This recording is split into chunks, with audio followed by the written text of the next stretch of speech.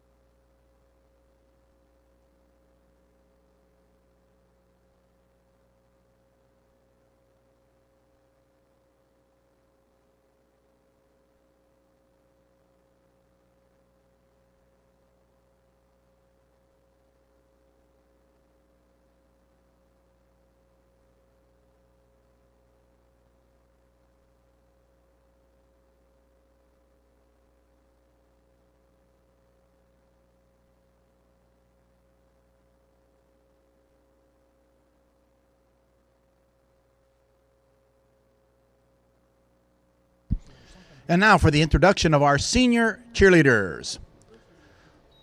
Olivia Benner, escorted by her parents, Carla Anich and Daryl Benner. Olivia is a 3-year letter winner and is planning to continue her cheer career at Ohio University while studying for a major in education and a minor in psychology. Aubrielle Grindle, escorted by her parents, Troy and Laura Grindle. Aubrielle is a 3-year letter winner and plans to major in interior design at the University of Kentucky. Lily Frank, escorted by her parents, Holly and Mike Frank. Lily is a 3-year letter winner and plans to major in biology on a pre-med path in college. Chloe Levitt, escorted by her parents, Mike and Nikki Levitt. Chloe is a 2nd-year letter winner, and after high school, she plans to study early childhood education in college. Kenna Kemple, escorted by her parents, Dean and Shelley Kemple. Kenna is a 3-year letter winner and plans to major in sports medicine in college. Carissa Stedman, escorted by her parents, Lynn Kohler and Brian Wick. Carissa is a 3-year letter winner and plans to continue her dance career while pursuing a degree in business and marketing.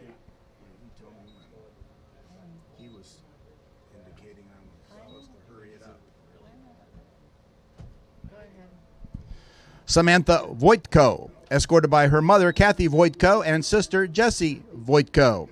Sammy is a second-year letter winner and plans to study early childhood and special education, as well as continue her athletic career in stunts and sideline cheer at Muskingum University.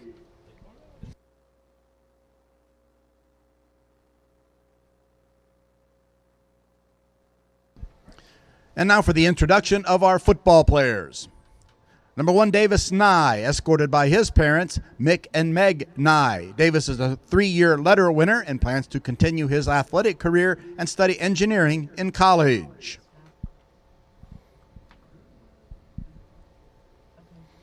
Tommy Arnold, escorted by his parents, Josh and Tara Arnold. Tommy is a 3-year letter winner and plans to study business in college. Ian Kaufman, number 5, escorted by his parents, Larry and Jolene Kaufman. Ian is a 3-year letter winner. He plans to work with his dad and grandpa in real estate and attend Stark State University's welding program.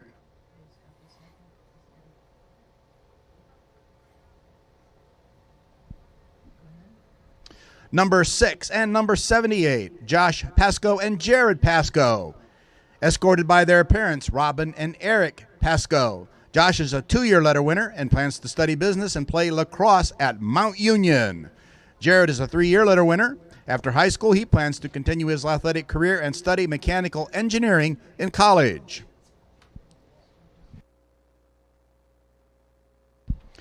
Number 7, Maverick Blackburn, escorted by his parents, Jeff and Marcy Blackburn. Maverick is a 3-year letter winner and is undecided on his plans after high school.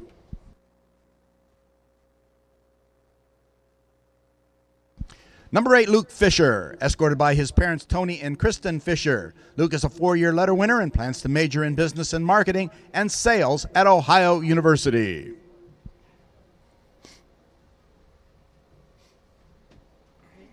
Number 10, Peyton Pappas, escorted by his parents, Danny Pappas and Angie Pappas. Peyton is a 3-year letter winner and aspires to find a lucrative job and be successful.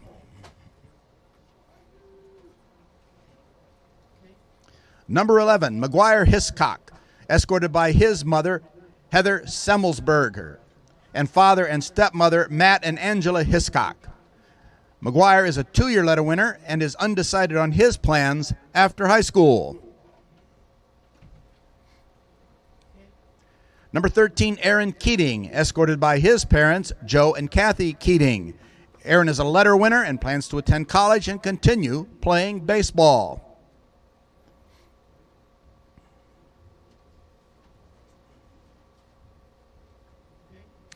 Number 14, Cooper Vignali, escorted by his parents, Jamie and Chris Vignali. Cooper is a 2nd-year letter winner and plans to attend Ohio University and study business.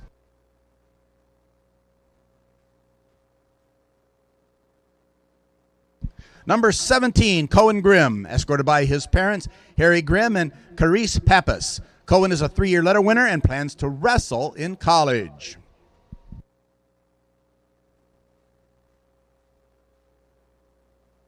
Number 20, Hunter Cole, escorted by his parents, Patrick Cummings and Gina Cole. Hunter is a letter winner and plans to attend college to study media communications.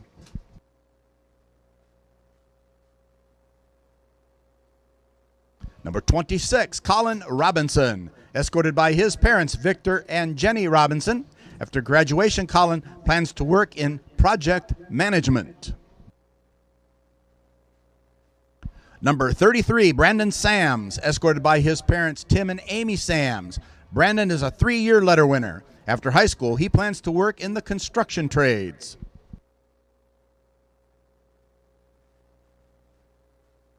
Number 45, Braden Probst, escorted by his parents, Matt Probst and Stacy Pappas. Braden is a 3-year letter winner. After high school, he plans to attend the University of Akron to major in engineering.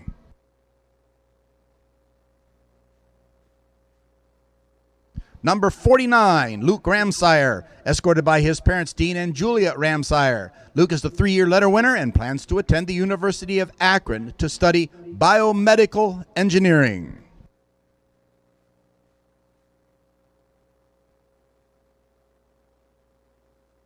Number 64, Ty Hardy, escorted by his parents, Cassie and Mike Hardy. Ty is a 3-year letter winner and is undecided on his plans for after high school.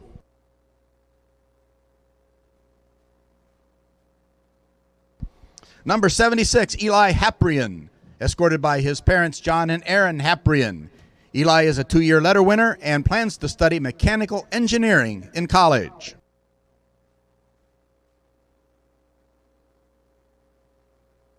And number 89, Alex San Segundo, escorted by his host parents Jennifer and William Crowley. Alex participates in our foreign exchange program, and after this year, Alex will return home to attend college.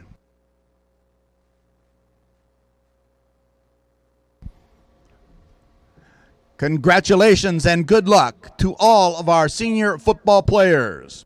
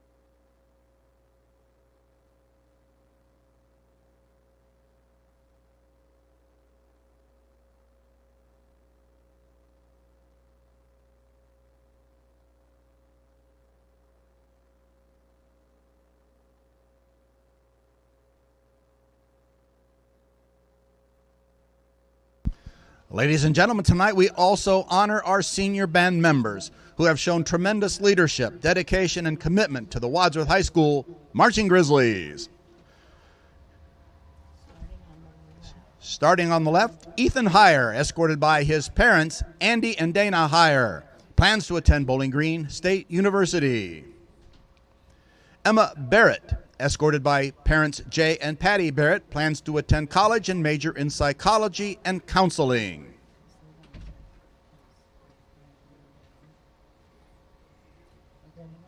Grace Beebe, escorted by parents Bill Beebe and Ann Hartman, plans to major in statistics in college. David Berube, escorted by parents Don and Christina Berube, plans to attend The Ohio State University and major in veterinary medicine. Ava Cartwright, escorted by parents Art and Amy Cartwright, plans to attend Brigham Young University. Christina Chen, escorted by Chan Zhou and Sing Chen, plans to major in business marketing and advertising in college. Connor Crowley, escorted by parents Herb and Carrie Hartsoe and Chris Crowley, plans to attend The Ohio State University for a bachelor's in sciences in order to pursue further degrees in the medical field.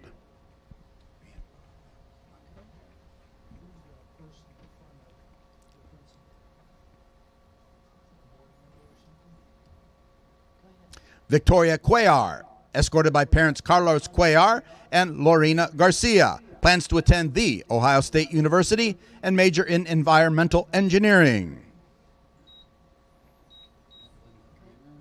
Elliot and Sean Desjardins are escorted by parents Vince Desjardins and Brenda Hogan. Elliot plans to major in engineering and Sean plans to major in chemical engineering at USC. And by the way, happy 18th birthday today to both young men. Mark Eaton, escorted by parents Dave and Angela Eaton, plans to enlist in the United States Marine Corps and then go to the Myers School of Art at the University of Akron. James Arante Humes, escorted by mother and sister Heather Annika Arante, plans to major in strength and human performance at Parker University before furthering his career in the sports medicine field at UNC. Charlie Gale, escorted by parents David and Lisa Gale, plans to attend Kent State University and major in computer science. Ben Harper, escorted by parents Tom and Regina Harper, plans to attend the University of Akron and major in mechanical engineering.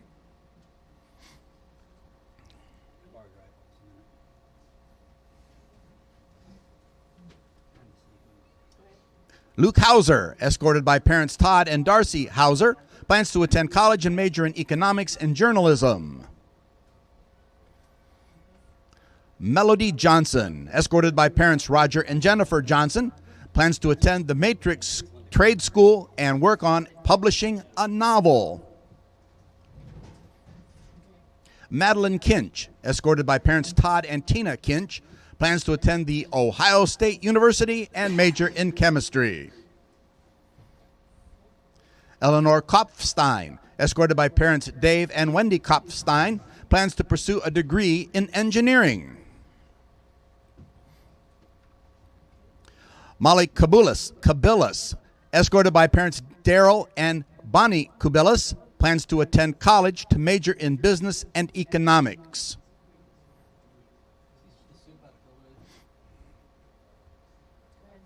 Dominic Lobello, escorted by parents Joe and Julie Lobello, plans to pursue a career in the automotive field and join the Wadsworth Community Band. Slater Looper, escorted by Chad and Christy Looper, plans to major in network security and design and minor in business. Ben Murley, escorted by parents Ray and Annette Murley, plans to attend college and major in business.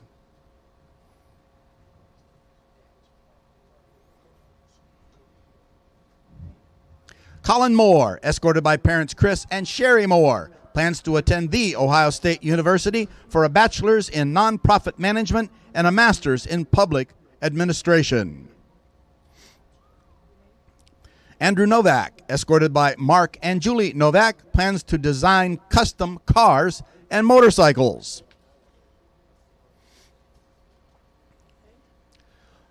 Olivia Undrick, escorted by parents Matt Undrick and Amber Wozni, plans to attend college and major in art education. Ryan Pouts, escorted by parents Keith and Ann Pouts, plans to join the Student Conservative Association in California and take care of marine life. Zach Randalls, escorted by parents Chris and Brandy Randalls, plans to major in information technology, cybersecurity, and networking. Katie Sinato, escorted by parents Michael and Susan Sinato, plans to major in either music education or music therapy. Ryan Samancic, escorted by parents Jim and Stacy Samancic, plans to attend a 4-year university and major in music education. Vasily Sedaris, escorted by parents George and Rulu Sedaris, plans to attend college and major in information technology. Emma Tibbetts, escorted by parents Robert and Christy Tibbetts, plans to attend college and major in history. Matthew Toth, escorted by parents Brian and Dana Toth, plans to attend Mount Union to major in sports business. Ada Wagner, escorted by parents Mike and Mackenzie Wagner, plans to attend college and major in English. Nathan Wessig, escorted by mother Christy Collins, plans to attend the Ohio State University to major in physics before pursuing his PhD at UC Berkeley. Sarah Wiggins, escorted by parents Nick Stuhldreher and Danny Wiggins Stuhldreher, plans to attend Stark State College and major in health information management. Jade Wilcox, escorted by mother Lydia Wilcox and grandfather Tim Wilcox, plans to major in forensic science, acting, and screenwriting.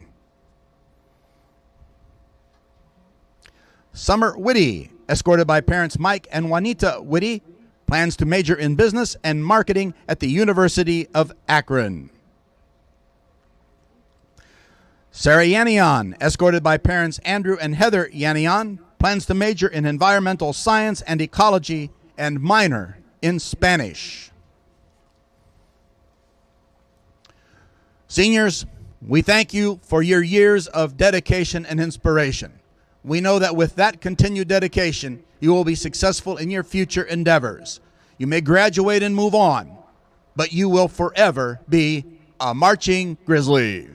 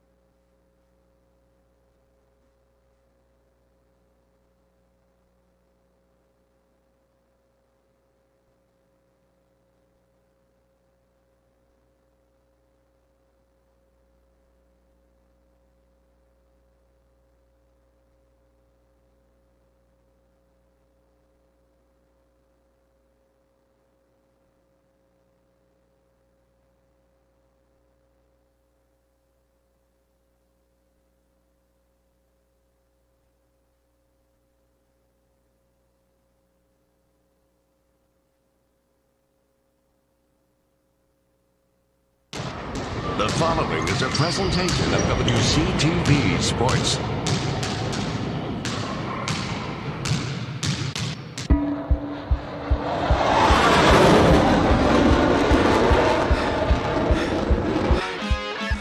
And he's in the end zone for an unbelievable touchdown.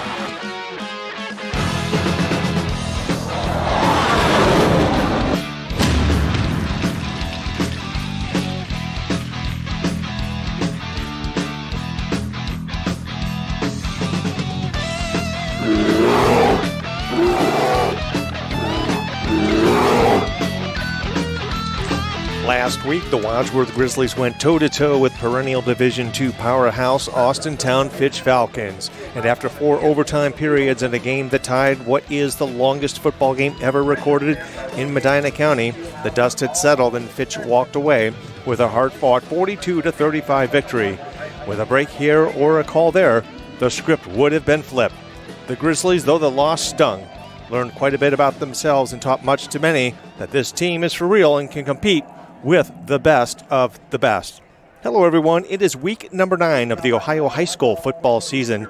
Tonight, in a Suburban League National Conference matchup, the Grizzlies 5-3 overall and 3-1 in the National Conference and number 6 in Division I, Region 1 computer points. They welcome the North Royalton Bears 4-4 overall and 2-2 in conference play. And we welcome you to the booth here at Arkwright Stadium in the Gridiron on Grandview. And another Wadsworth Grizzly football production on WCTV. The Grizzlies' 3 losses, Robert, are against number 3 Medina. They are 7-1 in the season. Number 2 undefeated Hudson at 8-0, and number 4 Fitch at 7-1. And these teams are combined 22-2. And coming into last week's game, Robert, there were so many storylines and even more storylines after that football game. But nonetheless, what an effort by this Grizzly Wadsworth football team last Friday night. Yeah, Mike, incredible game and effort by all last week. Countless hours of practice, film study, scouting reports by the staff and the young men last week produced a thrilling 3.5 hour, Right. 4 overtime instant classic game. Instant classic for the folks watching the great football being played. Heartache for coaches and players here on the Wadsworth side. The momentum swings were numerous and emotional throughout the game last week. I know I left the booth. I was tired, and it was just emotion that drained us. But it was a great game nonetheless. The game proved 2 things. We can play with any team in the state. Absolutely. Any team in the state. And it proves it takes all 3 phases, offense, defense, special teams, of the game to be played at a very high, complementary level to win against great teams like Finch. And Finch is one of those top 10 teams in the state as well. We saw the talent out there last week. Defensively, the Grizzlies were tremendous all night long, like they have been all season on defense. Holding Finch team that was averaging 39 points a game to really only 1 touchdown in 4 quarters defensively. And the defense did a great job. That 1 touchdown was on 1 play, too, on a 79-yard scamper by the quarterback. And we're going to take a timeout here for the national anthem. The Grizzly Marching Band plays our national anthem. And please remain standing for the Wadsworth High School alma mater.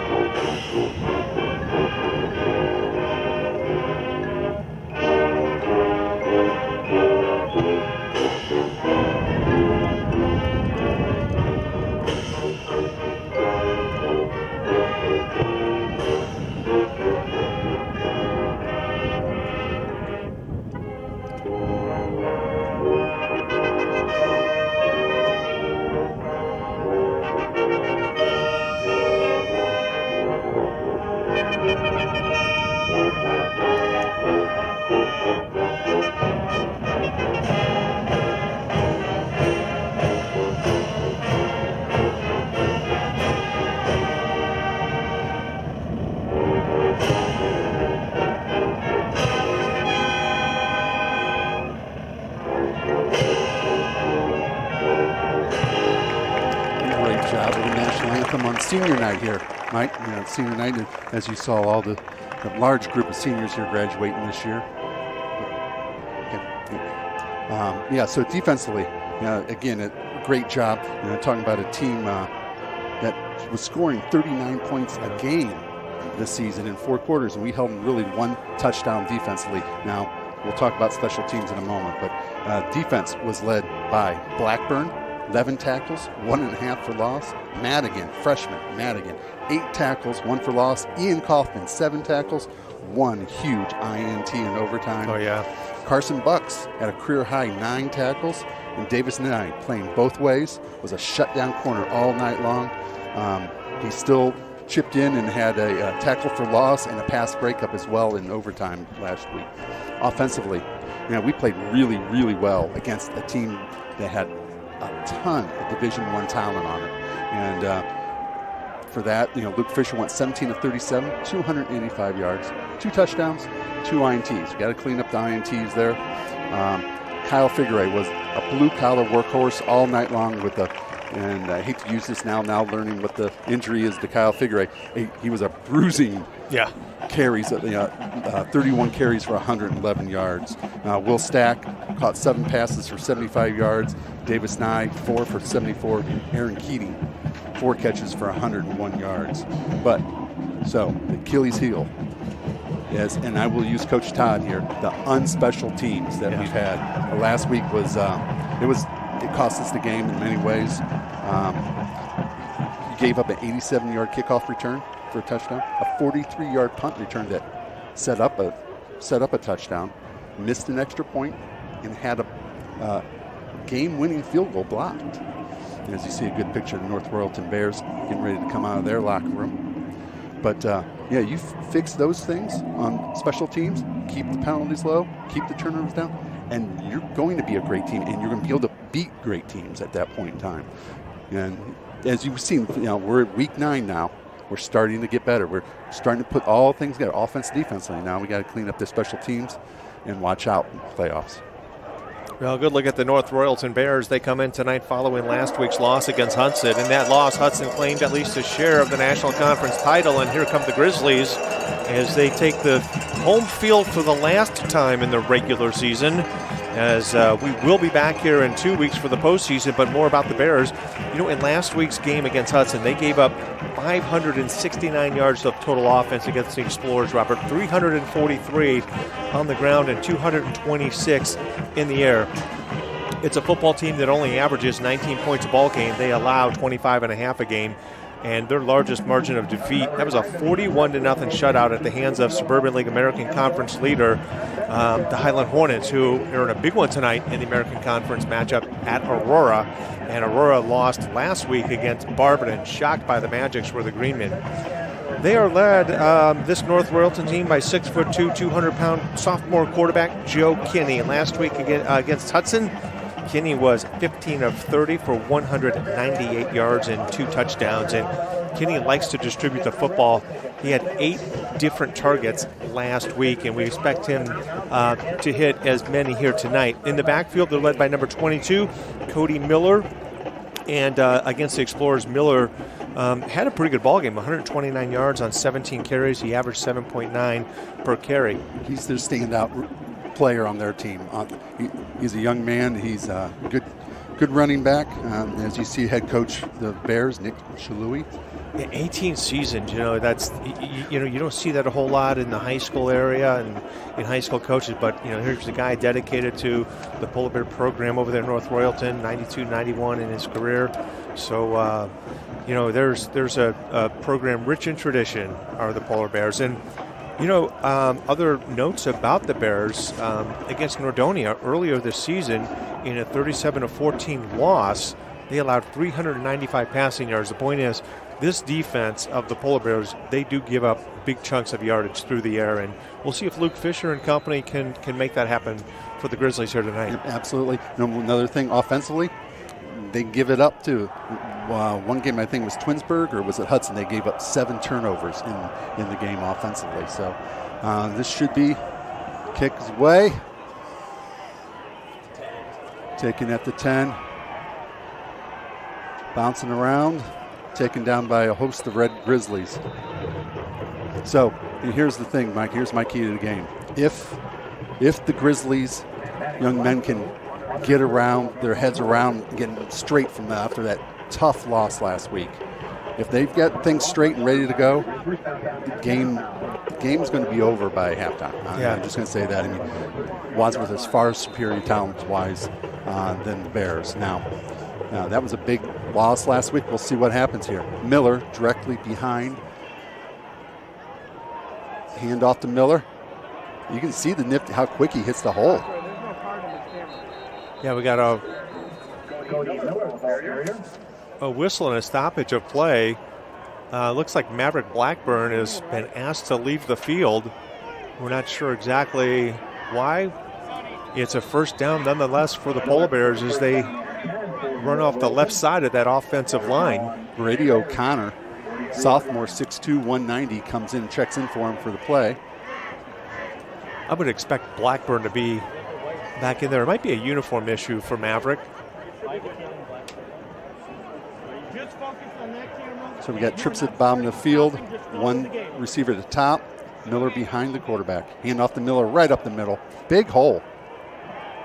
Now, one hole here we're missing tonight, and we haven't been able to say it yet, is we're missing number 5, Ian Kaufman, Blackburn's linebacker mate there in the middle. He is not playing. More precaution than anything. He's resting the knee and just getting ready for hopefully the playoffs here in the future. And Miller with 2 carries and 22 yards, and we've got a player down on the field for North Royalton. That is number 61, Jack Humble, an offensive lineman, 5'11", 198-pound senior. Not sure how the injury occurred. It would have to look like it's more of a shoulder or elbow or something with the way he's kneeling at the moment. Yeah, definitely Miller is one of those players that you want to watch here tonight. The other one is their quarterback, Kenny. Kenny's just a sophomore. And he's captained this offense of the Bears all season long, and we face the Polar Bears. That is some difficult competition here in the National Conference between Wadsworth tonight and Nordonia, and of course Hudson. Absolutely.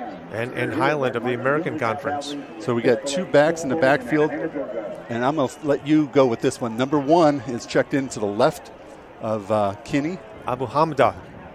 Thank you, sir. That is Sayed Abu Hamdad. Hand off to Miller. He's just a bruising back. Again, they're running off the left side of that, which is, linebacker-wise, that would be occupied by one Ian Kaufman, as you had just mentioned. And Parker Ross is sliding in his starting spot tonight, and who's played a great deal of ball for the last 2 years with the Grizzlies.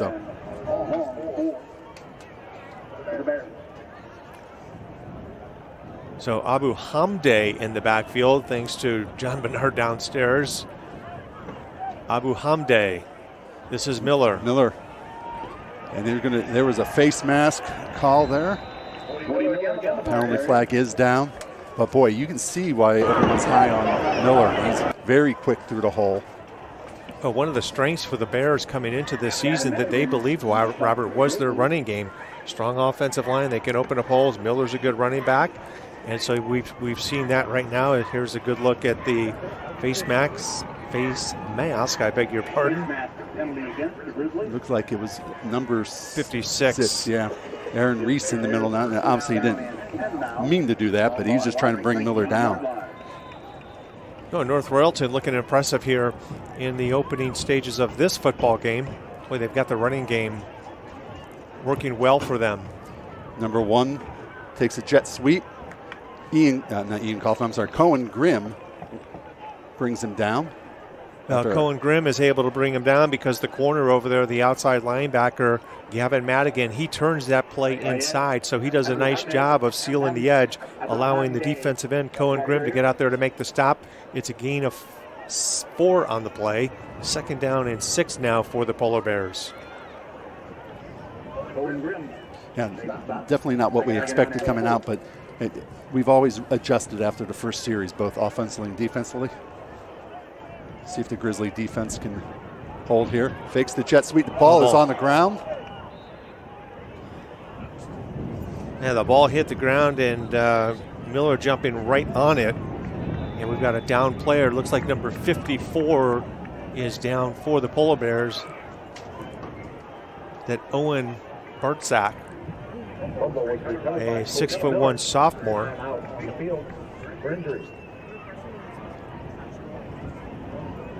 Beg your pardon, that might be Antonio Bryant, 64. That's the senior lineman.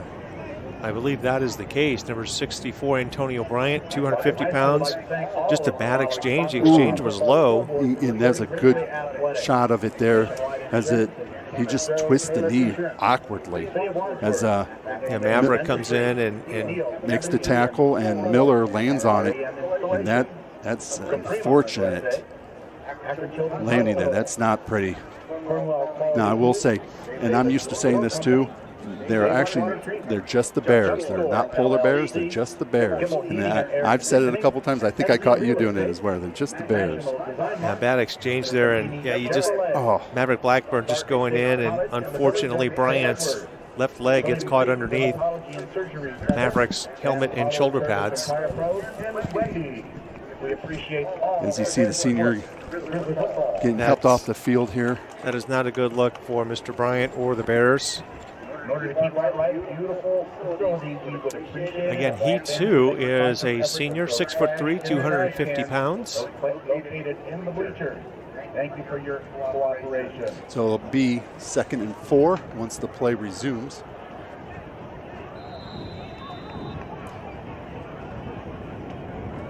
Grizzlies in their all red tonight. In their jerseys from a year ago now. They have new jerseys, I believe, but these are not. I think these are the old ones. There was a loss on the play, so that makes it about 3rd down and 6 now for the Bears, and we've not seen them throw the football yet. This is a throwing down, 3rd and 6. And something that we've noticed was throughout the season, they're averaging only 7 completions a game. So they got a young quarterback, as we're saying, and Kinney, But he's 6'2", 200 pounds, so he can grow into the role. They do not throw off a lot, and I can see why. When you got a running back like Miller. Yeah, Miller, obviously he's running well between the tackles if they're going to throw the football. Number 89, Logan Pettit, and number 9, Paul Kalevik. I apologize, folks. Paul Kelvikas, 5 receptions last week in that loss against Hudson. There was a timeout on the field. I'm not sure. I think it was North Royalton with the timeout. And we'll get back to action here. 3rd down and 6 now for the Bears on the Grizzly 11-yard line. Like you said, normally it's a passing down. Miller's been picking up 5, 6, 7 yards out of cracks. Let's see if they hand it off or they're going to throw for. Yep, they're going to throw for the first time towards Miller. Well defensed. Well, that was outstanding defense by Gavin Madigan on the corner. As Miller comes out of the backfield, Madigan picks him up. Great vision by Madigan, and it's man coverage on that left side, and Madigan breaks up the pass, and that brings up a 4th down and 6 now for the Polar Bears. And someone says he's a freshman. I wouldn't want to see a birth certificate because he does not play like a freshman. Yeah, he played very well on that particular play. This would be a 28-yard attempt. Kick is up and away. It's going to be good. 3-0 Bears in the first quarter. Yeah, well, they ran the ball well.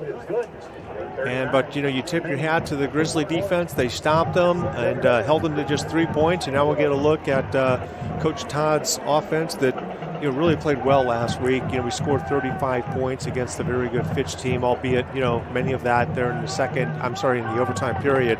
21 points, of course, during the regular 4-quarter game. But we're missing Kyle Figueroa. Won't be in the backfield tonight, so we'll see. I believe. Davis Nye. It's probably going to Metzger going to go first, and then if need to be Davis Nye. But good news on Kyle Figueroa. It's just I hate to say it, a bruise. It's a badly bruised knee and leg area. More precaution than anything. He's out tonight and maybe next week. Looking to see him back here for the playoffs. That's for sure. Just had a shot of the Bear faithful over there traveling to Wadsworth from North Royalton, the student body. High kick. Taken by Stack, I believe it. Will Stack, number 3. He's got some running room. Up over the 45-yard line before he's taken down. Great starting field position for the Grizzly offense. Yeah, I think they're going to mark it at about the 33-yard line. 34-yard line is where it's going to be marked. It'll be 1st and 10 for the Grizzlies. And this is, it was a disappointing loss last week against Fitch, and you wondered that some of that was at a hangover on that opening drive by the Bears. And I would have to think some. I mean, my understanding, they had a good week of practice. They were focused. Yeah. I even talked to a couple parents here tonight. Their children, their young men, were focused and ready to go. So yeah, absolutely a little bit of hangover. But righted the ship here. Only allowed 3 points. You got Nathan Metzger to the left of Fisher. Now whose motion's out of the backfield. Fisher has time. Now rolls left. Looks downfield, throws, got a wide open, I think that's Keating, number 13, and he's going to go in and score. Good night. Grizzly scores on the first play, no penalties. Well, Aaron Keating does a nice job as he rescues his quarterback, Luke Fisher. Fisher is flushed out of the pocket initially. He's got plenty of time as the offensive line gives him the time he needs, and good coverage downfield by the Bears, and Fisher rolling to his left, and Keating finding the open area, and after that, it's nothing but green in front of him. Touchdown Grizzlies. He turns on the jets, and he actually coasts into the end zone. No one was going to catch him. Dinwoody's kick. Good kick up. Good strong kick from Jack Dinwoody. Well, that was with authority, my friend. Pascal on the hold, and there was no question that this team worked on special teams, in practice this week. Yeah, Coach Todd took it upon himself. Hey, it was his fault, his responsibility on the special teams. Good look at Kyle Figueroa there, number 28 on the sideline. again, good to see him up, walking around, no cast. That's great to see.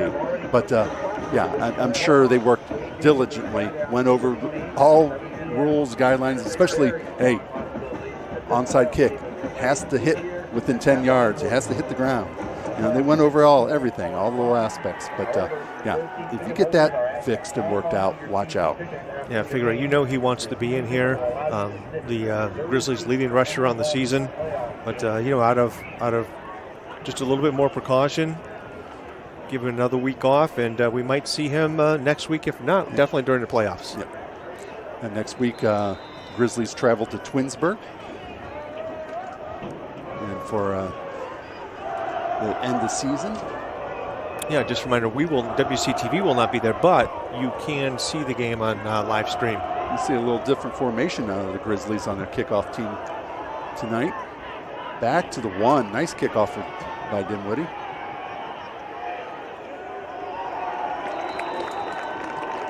Cody Miller on the return.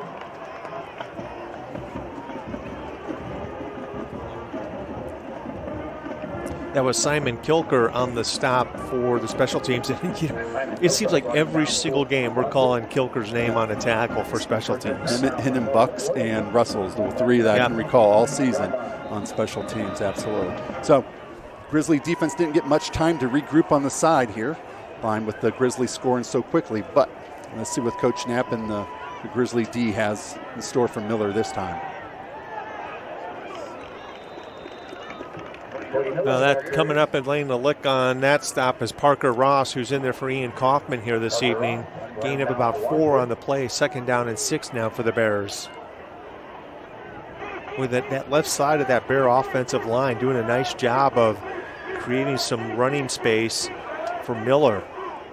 Miller's going to be a workhorse for the Bears. Yes. Grizzlies with a 4-man front at the moment. Miller with the carry.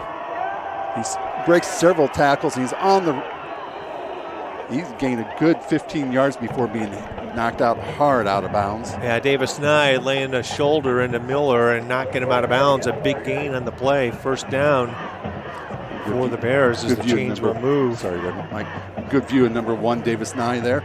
Next, number 22 for the Grizzlies.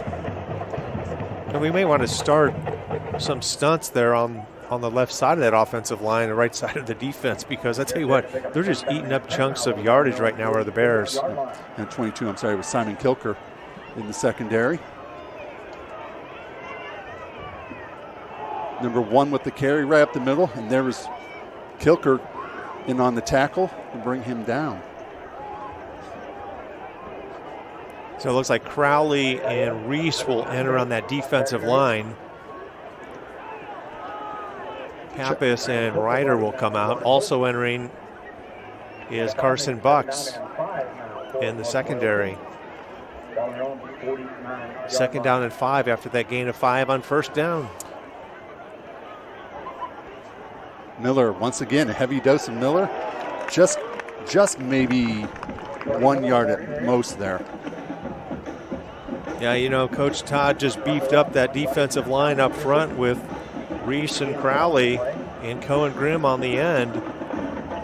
Yeah, added some decent beef in the middle there. And a very short gain on the play, 3rd and 4 now. The linebackers tonight are in the middle again, Ross and Blackburn. You got Pappas, Prost and Madigan on the outside linebackers. And Reese and Cohen Grimm bring down. Yeah, that'll be Kinney enough for a 1st down, though. Kinney flushed out of the pocket, rolls to his right, and gets barely enough for a 1st down for the Bears. The chains will move, and the Bears moving the ball pretty methodically against this Grizzly defense here tonight. Give Coach Knapp a whole 2 series, and I think he'll switch some things up here. There's no doubt about it. Miller trying the left side this time, and he was cut down quickly. Now that's Braden Probst coming from that safety position, cutting through that defensive line, making a tackle for a loss for the Grizzlies. He's had a fantastic season, has Braden Probst. That's going to be a loss of about 2.5 yards. Loss on the play makes it second down and about 13 or 14. So we're down under 6 minutes in the first quarter. Quick moving first quarter. You wonder how, a safety like that, we've talked about it before, Robert, how a safety comes in from that position, is able to make tackles for a loss. He's reading his keys. He knows exactly where the football's going. Kinney looking to throw. He's a left-handed quarterback, which I didn't realize earlier. He's a lefty. Thrown, goes out of bounds. Intended for number 4, I thought it was. I'll let you go with that one, Paul. We'll have to do our public service announcement. Yeah, that's number 4, Paul Kalevicus, the intended receiver. Madigan was on coverage. That brings up a long 3rd and 14 now for the Bears. Probst, and we were talking about Braden. He's playing almost more like a linebacker position. He's almost like a 3-4 we're playing these days. Right now he's in the safety on the short side of the field. Miller with the carry. Stiff arms one Grizzly. He's got some running room. Now that time Braden had a chance to make the tackle and he missed as Miller runs right through that, and enough for a Bears first down. Sams, number 33, brings him down, but he takes a lick bringing him down. Yep. Miller delivered a blow right there. Now number 51, Dominic Bogelski, with a nice kick-out block for the Bears, which opened the hole on the edge for Miller. Chains once again moved. First down, ball on the 25. Kinney looking to throw off to his left once again. And the receiver was not looking for the ball. He turned around, but I don't think he ever looked for the ball. And maybe some holding going on over there, but no one saw it. We'll see here. Yeah, the Bears really like that left side. They like to throw to the left side. They like to run to that left side, and the Grizzlies will come up with an answer for that. Now, Cohen Grimm's on the other side. Yeah, he's on the wide side. Maybe he wants to stay. They want to stay away from him. Miller now drives right at him and just gets back to the line of scrimmage. And I guess who's on the stop? Cohen Grimm. Cohen Grimm, Blackburn, Probst. Yep. Yeah, Parker Ross also on the stop. You got Luke Ryder, number 9 in the middle and nose. And at the end is Pappas, number 10. Peyton Pappas right now. Well, 3rd down and 10. Now the ball on the Grizzly 25-yard line for the Bears. Same formation. Miller's in that pistol behind Kinney. Handoff. Oh, fake handoff. Kinney rolls left. Caught by number 89, I believe it is. Yeah, that's Logan Pettit, one of the leading receivers for this Bears offense, the tight end. Pettit, 6'1", 245-pound tight end. That brings up a 4th down and 4. And Reese and Crowley check in. Number 9, Ryder checks out. And you got Parker Ross on the short side at the backer, Blackburn wide side. As you're saying, the Bears have been favoring their left side of the offensive line. That side, Looks like they're going to call timeout. The play clock's running down. Yeah, you might want to settle for a field goal here and get some points on the board, close it to 1. You get some points after the drive. If not, you're going to turn it over. And, this is a powerful offense for, this Wadsworth Grizzlies. And I'll play devil's advocate again here. 3 points are not really going to help them with how fast we can score touchdowns. So, in my opinion, you go for it. And they are getting 5 yards at a chunk with Miller carrying the ball for the most part. But, as Coach Knapp has a timeout here to, through the headsets, speak to his players. Coach Knapp's up here in the booth, so he gets a better view of what's going on in the field. But see if what they do. And obviously, I think Aaron Reese and Crowley's in the middle there. You see big number 75 there for the Bears. That is Jarrett Wasney, 6'4", 260 pounds. He is on the left side, I believe, of that offensive line. As 4th down and 4 now, the Bears will look to go for it. 2 receivers to the bottom screen. They got tight splits up front. It's going to be a pass play. He's going to throw off to Miller, who catches it. He got the first down. Now that's a really good play call. Prost on the tackle. Yeah, you only need 4 yards. Miller's your hot guy right now, both running the football and catching. And just a simple out. And Probst there to make the tackle. 1st and goal now for the Bears. And well, I'll give you that one, Coach.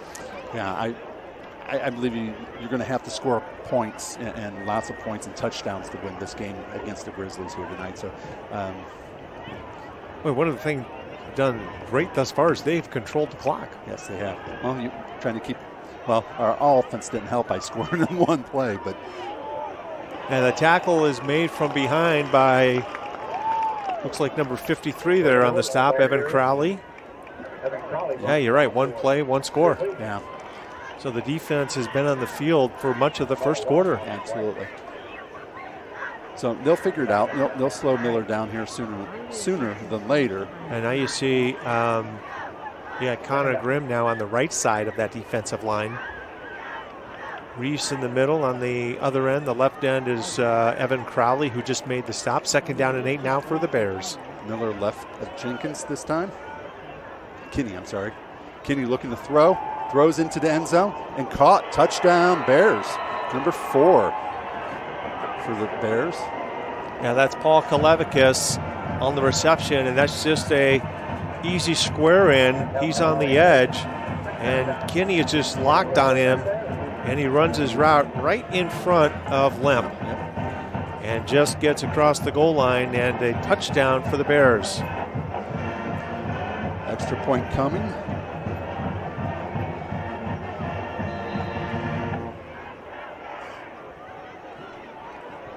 Kick is up. It is good. So the Bears lead 10-7 with 1:44 left in the first quarter. And, this is the team that scores about 19 a ball game, and they're giving up 25 and a half a ball game. But, you got to tip your hat to them. They have had, they've controlled the line of scrimmage. They have controlled the clock. They've kept Wadsworth's offense off the field. We'll take another look at it. You see that quick square in, and just enough as he falls backwards into the end zone. And if you can keep Wadsworth's offense off the field, you've got a pretty good shot. Yeah, well, yeah, you can't score if your offense is not, well, you could score, but we haven't had those INTs since earlier in the game, right. Early in the season, I should say. Right. And Blackburn had a punt blocked and scored that way earlier, and then we had a couple interceptions, Sams and Madigan, I believe. Did Madigan have a touchdown with the INT? No. Sams did. No, Madigan has had a few INTs this season, yes. Sams and Madigan both have 2. I believe he had 2 touchdowns, and I can think of Sams being 1. I can't remember who the other one was. An INT, but here's the kickoff. High kick. Stack's going to take it once again at the 10. He has a hole, bounces it to the left. He has a few Bears to beat. Number 20's got a good angle on him. He runs him out at the Grizzly 40-yard line. Now, a nice play by special teams as Will Stack gets behind his blockers, and then he cuts across the field, finds the open area, and a good runner as he switches the ball to the outside arm and stiff arms a Bears defender. Great field position for this Grizzly offense. And, boy, I was thinking, this defense isn't going to get much of a break. No, they're not. Will Stack putting yardage wherever you need it. Yeah. Quarterback, receiver, running the ball. The athlete. The athlete. Kickoff return. Metzger bouncing it left. He's going to pick up a couple yards, and there goes a penalty flag. Comes in late. Yeah, I really like Metzger as he's about to make contact. You see he covers both. He covers the football with both arms. Oh, we got this one's coming back, blocking the back. But he lowered his head and his shoulders and just, took on the defenders. Nice to see that from Nate Metzger. And I see Tom Arnold, number 4, throw his hands up like, really? So I kind of suspicion that maybe it was on him. That's usually a dead giveaway. Yeah. So we're going to 3 receivers at the top of the screen. I see Arnold in it, Will Stack, and Keating at the top, Davis Nye at the bottom. Fisher, that was a draw, slow developing draw, and, well, a draw is supposed to be slow, but they're not supposed to have running defensive linemen coming in like that. Yeah, let's take another look at it. Fisher, and it was a draw play, but boy, I'll tell you what, that right edge, that's big number 70, and he comes in and makes the stop. That's Christopher Dent. Yeah, there was some miscommunication there. Something wasn't quite right. Boy, 2nd and 22 now. Fisher looking deep, has Davis Nye open off the top of his hands. Yeah, you're right. He was open. Pass was a little bit high off his fingertips of Davis Nye. And not a good drive for the Grizzlies. 3rd down and 22 right now. It never starts out well when you start out with a penalty. Never does. No, you started this drive with great field position because of the Will Stack kickoff return, and now you've lost 22 yards. Well, at least 12 yards. 12 yards, yes. 3rd and 22. Empty backfield. You have Metzger and Davis Nye at the bottom of the screen. Intended for Will Stack on a streak. Just overshoots him just a tad bit, and on comes the punt unit. Now the Bears do a nice job of not breaking there after the Grizzlies with great field position. So, yeah, Davis Nye will come on to punt for the Grizzlies and try to pin this Bear offense deep.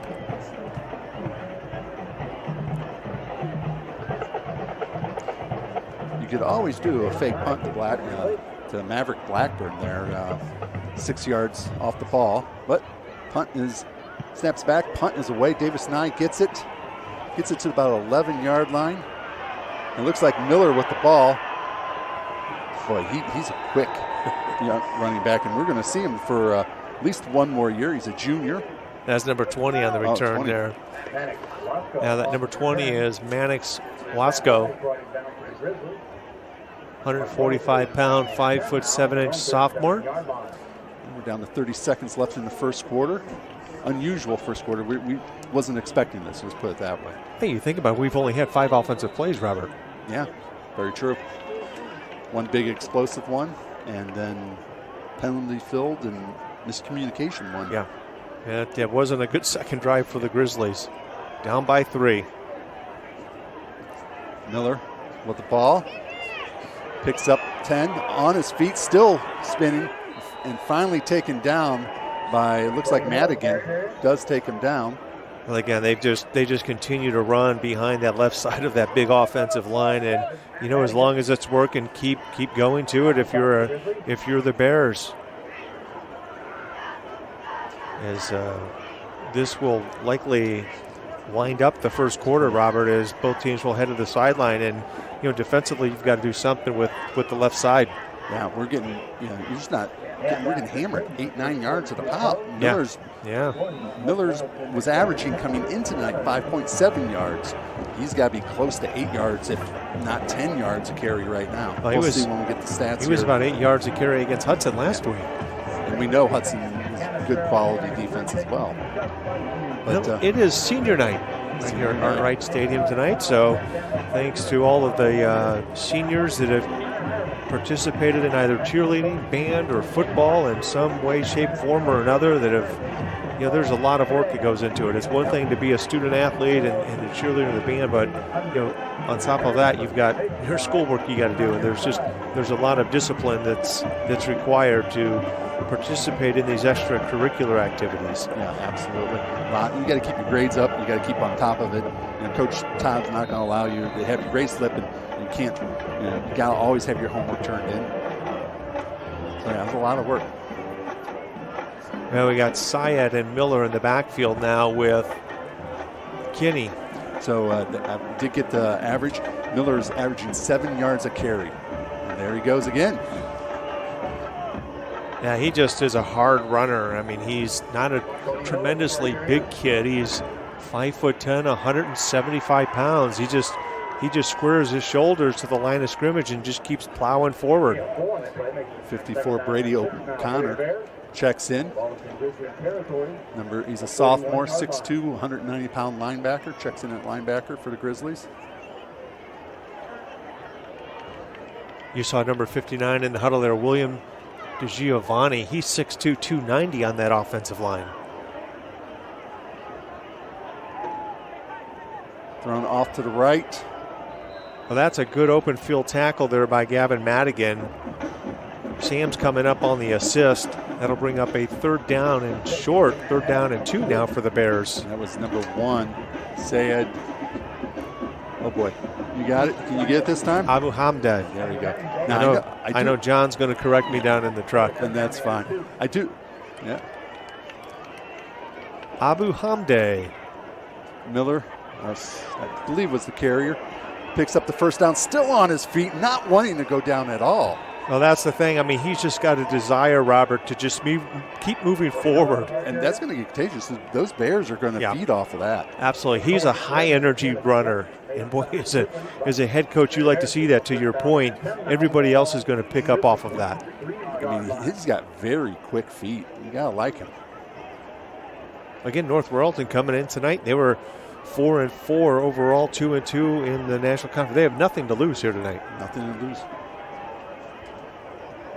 Miller already has 115 yards on the night. Crazy.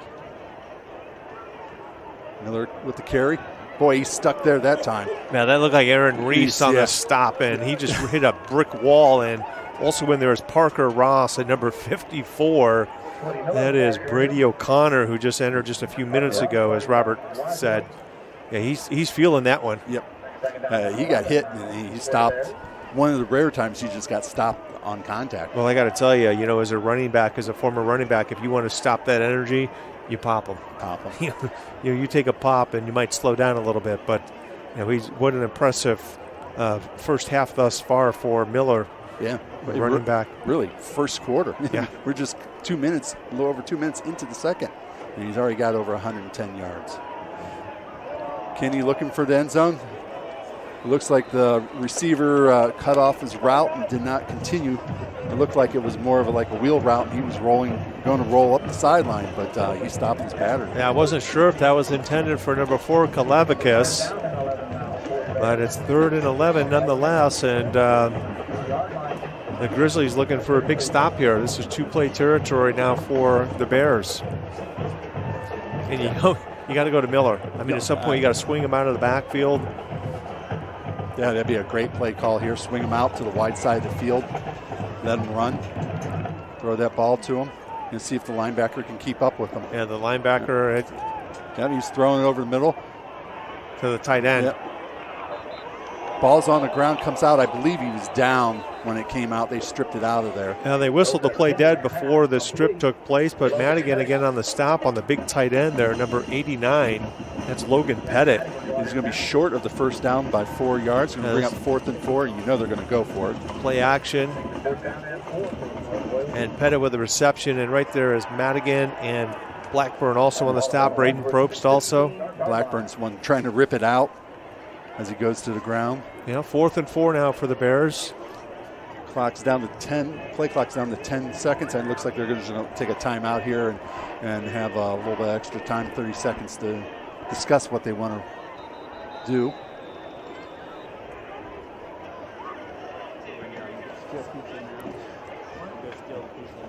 Yeah, I know that for sure that's the second timeout, if not a third. Their 3rd and final. I'm not positive. Yeah, and I think in this scenario it is 4th and 4. Now he could have called a timeout with 10, 12 seconds left on that play clock, but every second to the Polar Bears is pretty precious because that's more time, obviously, that this Grizzly offense is not on the field. And again, we are with 8:34 left in the second quarter. We've had 5 offensive plays. Yeah, absolutely. We scored quickly with one big score, one big play, and then defensively, we've been on the field the whole other time. We got, like I think you said, 4 other plays offensively, 4 bad offensive plays on that second series. Yeah. So they are out of timeouts, and John Bernard did a good job of keeping track there in the production booth. So here we go. They're going to actually try to kick it.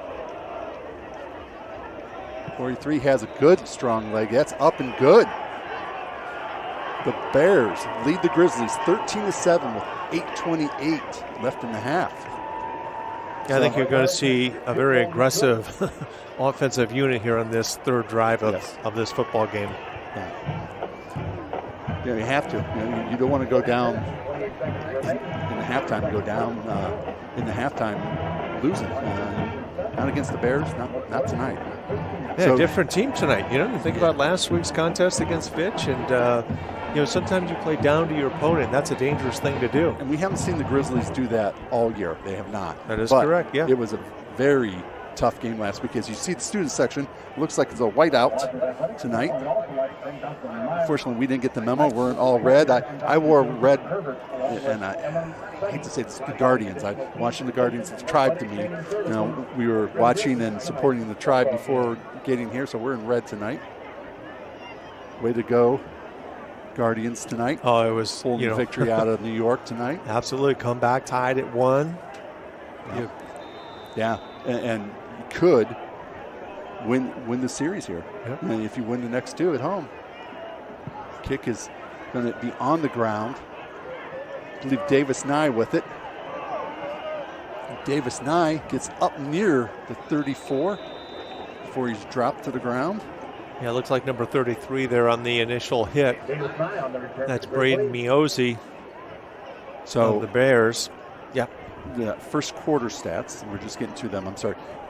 Again, we had a 66-yard passing play, and that's really what we got. We have 3 yards rushing, 2 penalties for 25 yards, and Nordonia has no penalties. They have 133 yards rushing in the first quarter. Metzger bounces it out. He'll pick up a short 3 yards. Mm-hmm.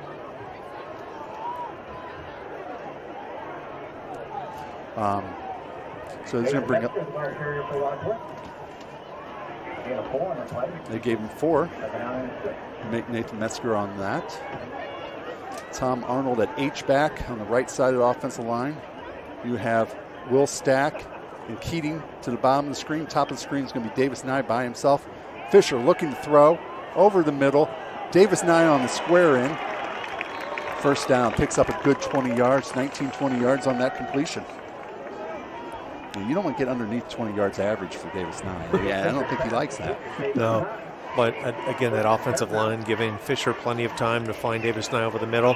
1st and 10, quick out to Stack. And nice open field tackle there by the Bears. Very nice. Number 28 for the Bears on the tackle, which is Grady Baugh. Sophomore, 5'8", 155-pound free safety. Grizzlies back to the line quickly. Now looking over to Coach Todd to see what the play call is. And what the Grizzlies do, they get up there and they're trying to get a look and see what the defense is going to do. So then Coach Todd sees that. Metzger finally gets the handoff. Fisher was riding that and seeing if he was going to keep it, pull it. Yeah, Fisher showing a little bit of that read-run option.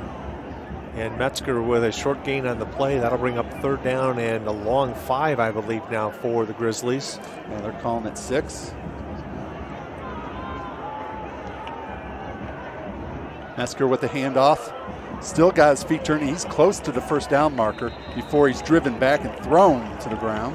Yeah, the far side and near side official, they're going to mark him about a half a yard short, Robert, of the first down. So you go for it here. I agree. I think you go for it here. But the question here is, we're always in shotgun. It's not like you can do a quarterback sneak. Yeah. You're at least 4 yards back, if not further. So let's see here. Quick snap. Metzger right up the middle, has the first down. Still got his feet turning. Well, I like that call because it gives Metzger that confidence, and we talked about it last week when a running back is in the football game. They pick up a rhythm, and they get stronger as the game goes on. Absolutely. And Nathan Metzger is one of those good juniors. He's got carries last year as a sophomore, as Figueroa developed as a running back. Last year, you got to remember, Davis Nye started out as running back before he got hurt. And then they had to move some people around, and Figueroa and Metzger both were running backs last year. Fisher looking to throw. There's going to be a penalty flag thrown. Yeah, holding's going to be called on number 33, Braden Miozzi, the senior corner. Holding Keating. So it'll be a first down by penalty. Well, not pass interference. No. Let's see what they'll mark it off. Yeah, it'll be 10, so first down. Oh, they're going to give him 15. Yeah. So, again, you have Arnold at H-back, number 4. You have Keating by himself at the bottom of the screen now. You'll have Davis Nye and Will Stack at the top of the screen. Metzger with the ball. And that hole closed up quickly. He just gets to the line of scrimmage if he gained 1 yard. Big number 70 there on the stop for the Bears, Christopher Dent, 235-pound left tackle. No, well, Nathan, no, I call him Little, I'm sorry. I've known the Metzger family for a long time. I grew up when he was a little pee-wee player, but he's pound for pound the strongest player out on that field for the Grizzlies. And the penalty flag flies. We got false start on the Grizzlies. Moves them back 5 yards. But yeah, that says a lot. You know, number 15, Metzger, being as strong as he is. I do like to see him get outside tackles. In between the tackles has been tough for him this year. Fisher looking to throw. He's got time. Over the middle, he throws. Davis Nye, touchdown. Does a little toe tap, make sure his feet stays in. Touchdown. You know what? I think that penalty may have been on purpose to push it back and keep his yardage. His yardage up? Yeah, that was over a 20-yard touchdown. Now that's coming back because there's a holding call. And unfortunately, there is a penalty flag on the ground, and that may explain why he had so much time in the pocket there. Well, I have to think that there was blown coverage there also, as Abu Hamde was caught in the middle of the field there. Davis Nye gets behind him. Abu Hamde looks to the corner and says, "Hey, what's where up?" you at? Yeah, exactly, yeah. I see them. They're talking, trying to communicate and figure it out here. Fisher dropping back. Davis Nye's got his guy beat once again, but Tom Arnold does a square in, and he's going to go in and score right here. He goes in. Hey, no signal yet. They're going to put him down, out. I don't see a signal, but he looked like he crossed it. And so they do call a touchdown. Okay, very good. Davis Nye is out there, and he has got a downfield block in the corner of the end zone, which allows Tommy Arnold to cross the goal line. Pasco on to hold, Dinwiddie to kick. Kick is up. It is good. So the Grizzlies do take over the lead, 14-13, with 4:29 left in the half. So now the Grizzly defense has got some time. Well, here we go. Here's a review of the touchdown by Tom Arnold. You see Davis Nye sees, hey, Tommy's coming my way. I've got to block this guy. He does a great job. He just slows him down enough. And Tommy Arnold just crosses in with that right leg. A great effort. Great camera shot just inside the pylon. Davis Nye playing official there also as he signals touchdown Grizzlies. Hey, Davis Nye, 20 yards is not enough. We'll get another penalty, push it back 10 more yards, and throw it to Tom Arnold. Nice job. Nice job, Grizzlies offense, just overcoming these penalties. But again, you can't have these penalties when you get in the playoffs. You can't have turnovers. And you got to have great special teams as well. Yeah, that was a much more Grizzly-like drive, and we didn't take a whole lot of time off the clock. And that was our third possession of the night. Yep, third possession of the half, and Dinwiddie will kick it off. But did give Coach Knapp and the defense a couple minutes to regroup and still get some things figured out. Earlier today, the wind was blowing pretty good. Looking now, it's a calm night. It's a beautiful night for high school football once again. Actually 10 weeks, because we were at the preseason opener scrimmage, and it was a beautiful sunny day that day. So it's been some beautiful football for Ohio this year. Wow. He came up through that hole and just got hammered by somebody. Yeah, that's 21. That's Russell once again, I believe. 21 is Liam Russell. Yes, sir. Nice job. I mean, great special teams coverage again. We've had it all season. We've had a couple breakdowns, but this is a nice stick. As you see, Russell right there lowers his shoulder pad. He did a nice job. His helmet stayed out of it. And we got, looks like we got a timeout. Or we got an injury. We have a chain. The chains are down. The chains are down. I think the guy holding the chains went down. Yeah. He's on the ground. We certainly hope he's okay, and we're not sure.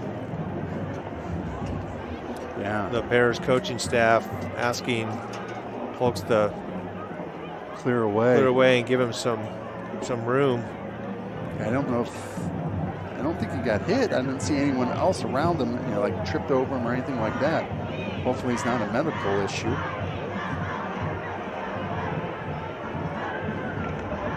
So next week we will be again on the road in Twinsburg. We'll record that and play that on WCTV. Yes. And then the following week we will be hosting a playoff game. We just don't know who our opponent would be right now. Right now, if things work out, I think it was looking like Lorraine possibly. And there's a good chance, if things go right, we could have 2 playoff games. That's right. If obviously we win the first You've got to win out. Yep. And so getting some information here. You have Twinsburg beating Stowe 12-0. Hudson 21-7 on top of Brunswick at the moment.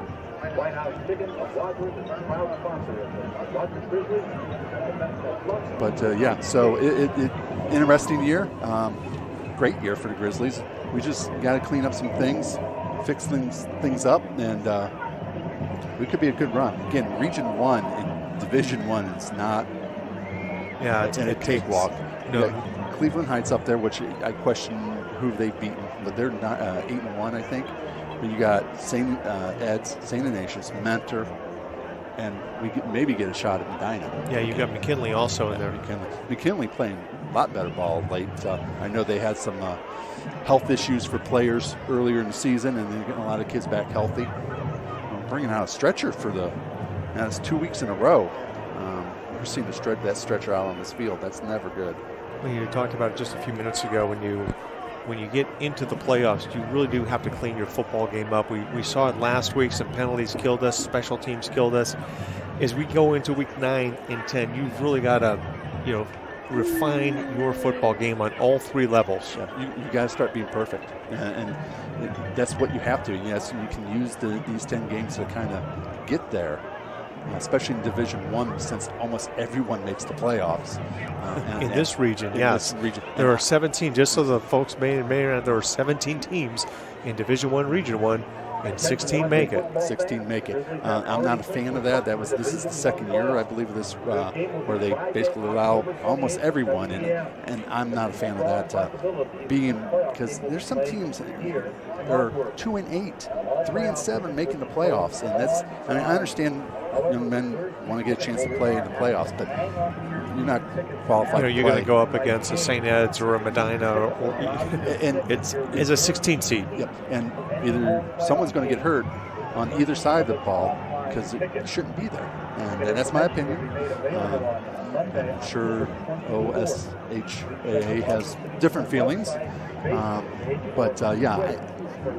so you're going to go a couple more rounds of playoffs for the lower seeds in there. But I can't imagine being a seed 16 playing St. Ed's. That's brutal. It is brutal, and to your point, those teams that are at the number 1, 2, 3 seeds, you've also got great depth on those schools. Like Medina's got great depth, and St. Ed's, McKinley, they all have great depth, and so they have that advantage. So you can't get out to an early lead and get your second and third stringers in, but still you're looking at a running clock, in the second half, a 16 versus 1 or a 15 versus 2, and you got more talent to select from.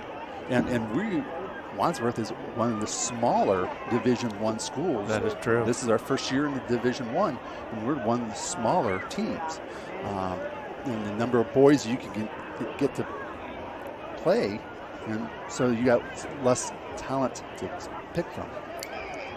Well, there's a good look at the huddle there on the sideline of the Grizzlies as coaching staff trying to keep the Grizzlies focused. They'll take a knee right now as the North Royalton Polar Bear Band is on the other side of the field as they await halftime. We're 4:24 away, and if you're just joining us, my name is Mike Elkins along with Robert Rickenbacker. A little bit of a delay in this game as the a member of the chain gang on the far side of the field, the Polar Bear sideline, is in need of medical attention.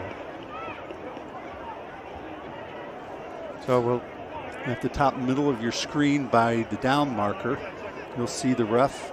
You see he just falls back, doesn't falls he? Back, yeah. Well, that's unfortunate. We certainly hope he is going to be okay. Medical staff is attending to him. They brought the stretcher out. It looks like they got him up on the stretcher.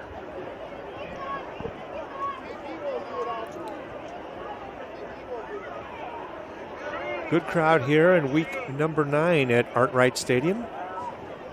Yeah, absolutely. And again, you said it's a beautiful night. We got our bonfire across the way. You know, the colors are changing on the leaves as the faithful here at Artwright give the man a as we can see round of applause. There's the fire. There's the fire. That's a nice looking fire tonight. I'm a little hungry. Let me get a long stick and a hot dog. I did see the pizza come in here not too long ago. It is fall. We could do s'mores, right? Can we do s'mores? We can do s'mores. I would prefer pizza and a hot dog and a adult beverage. How about those apple? You know, you make those apple fritters in those, and those are good too. That's a lot of work, though. I want it to be easy. Come on now. Hey, listen, if it's a lot of work, it's worth it. It's going to taste better, right? Okay. Hope the official is fine, as Wadsworth's finest will tend to him and transport him likely to Wadsworth Rittman, probably to a medical facility. Facility closest by.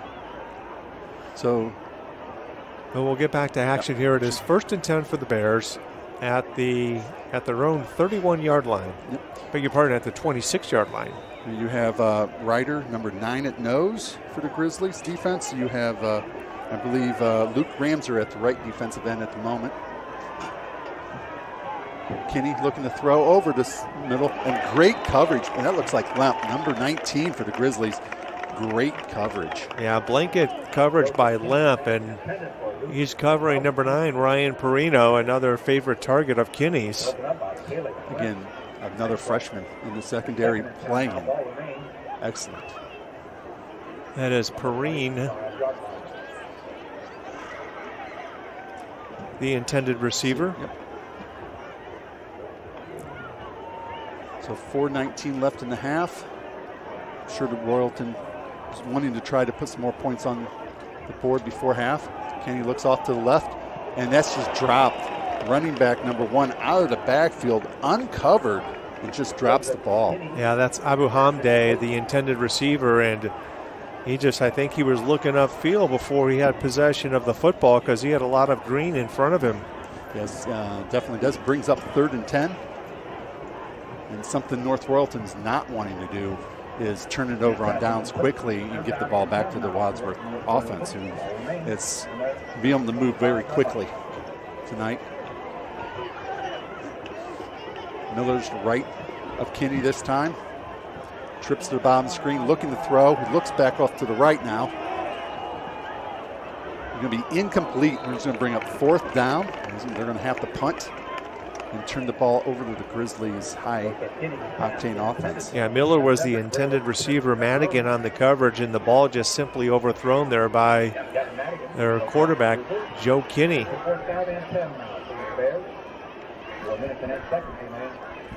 So looking back, I believe that's Will Stack setting up to receive the punt return near the 35, 36-yard line for the Grizzlies. Punt is away. Oh, his hands almost got that. Yep. Stack gets away from it. And the Grizzlies offense is going to have great field position near their own 48-yard line. Yeah, another short field for Luke Fisher and the Grizzly offense. They lead at 14-13, 3:59 now remaining in the first half, and a nice job by the defense on that particular drive of the Bears, able to stop them, force them to punt, and it results in great field position for the fourth drive of this Grizzly offense in the first half. Plenty of time for the Grizzly offense. Look, just under 4 minutes and all 3 timeouts for the Grizzlies. They got one-on-one coverage. Now the safety comes over on top to help out on Keating. Over the middle. Oh, Will Stack, a rare drop over the middle, right into his hands. Incomplete. Will Stack would love to have that one back. I think there was a little bit too much traffic, maybe.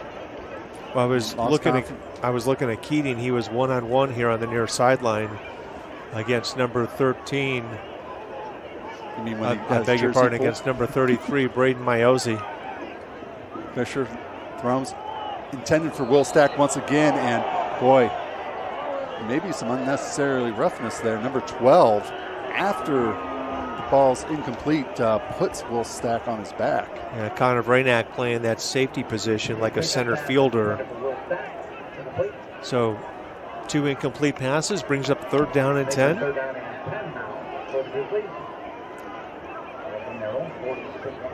So you're going to have Davis Nye at the top of the screen. So will be Nathan Metzger. On the screen is going to be Will Stack. Stack behind, it looks like behind Tom Arnold. Fisher flushed out of the pocket. There's a holding penalty going to be called. And Fisher just throws it away. Coach Pappas does a nice job out of bounds catching that ball that Luke Fisher threw. You see Coach Pappas right there getting the ball back to the ref. Well, on that time, the Bears brought the pressure, and Fisher had nowhere to go. As the Bears will decline the penalty, that forces the Grizzlies into a punt, and not what you wanted to see as a Grizzly fan. And you know, and that's tough. I mean, Luke Fisher starts to roll one way. Just as he starts rolling, he reverses field, and the guy you're trying to block all of a sudden is going the other direction, and that penalty flag came out quickly after that. Fisher reversed fields. So Davis Nye trying to get a nice punt off. Low line driver to the 20, taken. The Bear is dancing all around. Now he breaks free of the Grizzlies. And then it gets tackled as he crosses over the 40-yard line. Yeah, Mannix Wasco on the punt return. And he comes flying out of the pile, too, as if he was trying to say, hey, I didn't go down, but... Yeah, 3:24 left in this one in the first half. Grizzlies holding on to a 1-point lead over the Bears, who have played extremely well tonight against this Grizzly football team. Yes, they have. And you got to wonder, we've talked about this, a little bit of a hangover. And nothing against the Bears. I don't think we're quite as focused as we're missing a couple of strong players, too. Yeah, Kyle Figueroa, Ian Kaufman out. Very true. Miller with the carry. He's just so quick on his feet. He gets to the outside. That time the Bears rarely would run to the right side of that offensive line. They did that time for a big gain of, let's see what they give him. Possibly, they're only going to give him 4 on the play. Before he shoved out of bounds. He never did go down. He just got hit and then pushed out. So it's a critical series here for the defense, that holding them, not allowing any points before half. 2 receivers each side. Miller in the pistol behind Kenny. Hand off to Miller. Oh, Braden Probst coming up from that safety position with a lick. And you heard Miller. You heard the pop from up here. Yeah. And Luke Ryder brought him down. Makes it 3rd down and 3 now for the Bears. Hey, you're the Bears. You haven't been able to throw the football very well. You're out of timeouts here, and you've got a good kicker. Yes. So you really got to do what you can here with 2:47 remaining and get into field goal position.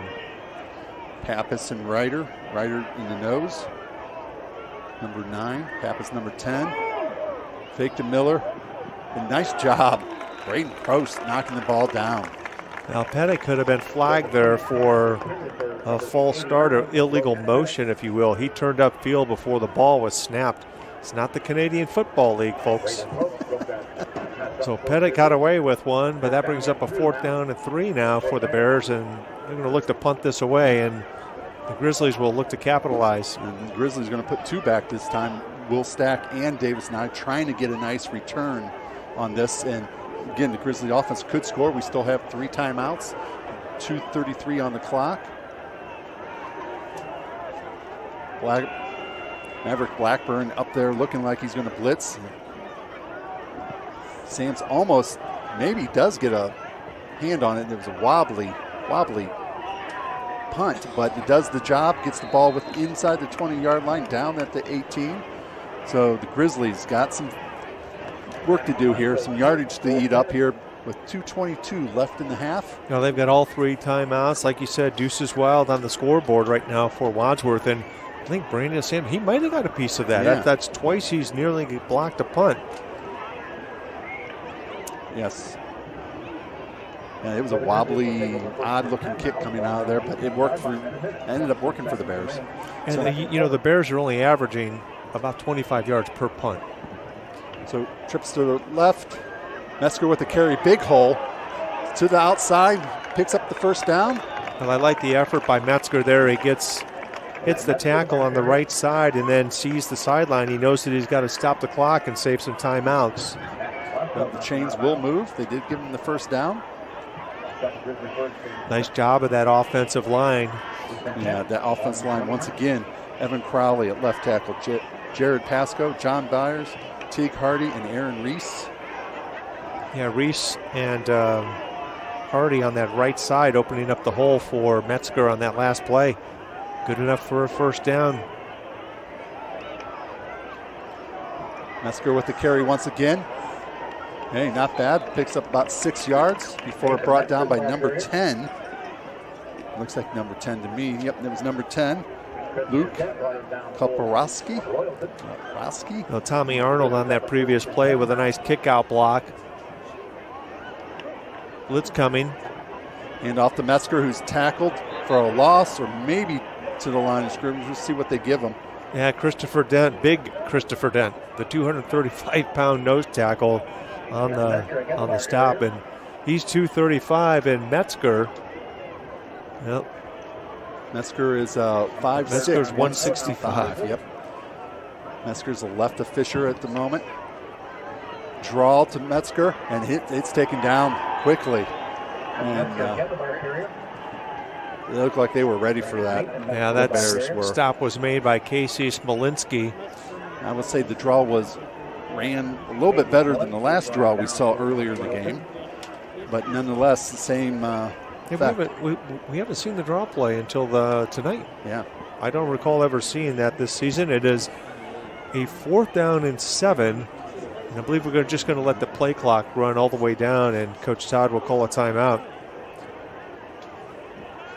Now I'm starting to smell the fire from over here. Is whiffing over here. It's beautiful. They've got a nice crowd over there tonight. Lawn chairs in the backyard. The athletic director Musgrave is going to start collecting fees for tickets over there to the show. But that is 4th and 7. Davis Nye is going to drop back to punt. Oh, that's a nice fire. Yes, it is. Roaring fire. Put my hands up over it, right? Put my hands right over it. There we go. And speaking of, usually I have a nice fire, wood fire for Halloween to hand out candy. But you know what happens on Halloween this year? Browns on Monday night. Monday night, yeah. Against the Cincinnati Bengals. Halloween in downtown Cleveland. That may be a scary sight. Yeah, no thank you. I'll stay home. I'll be passing out candy in the neighborhood. Davis Nye near the 17, 18-yard line to receive the snap. To punt this away. Almost blocked. 22 is going to corral this for the Miller. Picks it up. And for good measure, number 21, Russell does bring Miller down as he slips on the turf. Yeah, Liam Russell might be our special teams player of the year as he makes another tackle. Yeah, Miller did slip, but Russell was there, likely to make the tackle anyways. 31 seconds left, and that's 2 empty drives for the Grizzlies now. Yeah, again, like you said, we are missing figure eight, but we should be able to pick up and play without him for against the Bears here. And it was just not focused tonight. Again, no offense to the Bears and Bears players, but the talent level is not the same here. But the big hangover from the Finch game. There's a run up the middle. That is Abu Hamde. Did a nice job on his name. Number one said there. Did a very nice job there, sir. Abu Hamde, he's a two-way player. Yes, he is. For the Bears. His brother was a phenomenal basketball player at North Royalton, Omar. I don't know where Omar ended up going playing. Down to 3 seconds. 2. Last play of the game. He's going to heave it. Davis Nye knocks it down. And that will be the half. Grizzlies do go in leading 14-13. And they will get the ball in the second half. So enjoy the halftime show, and we'll be right back.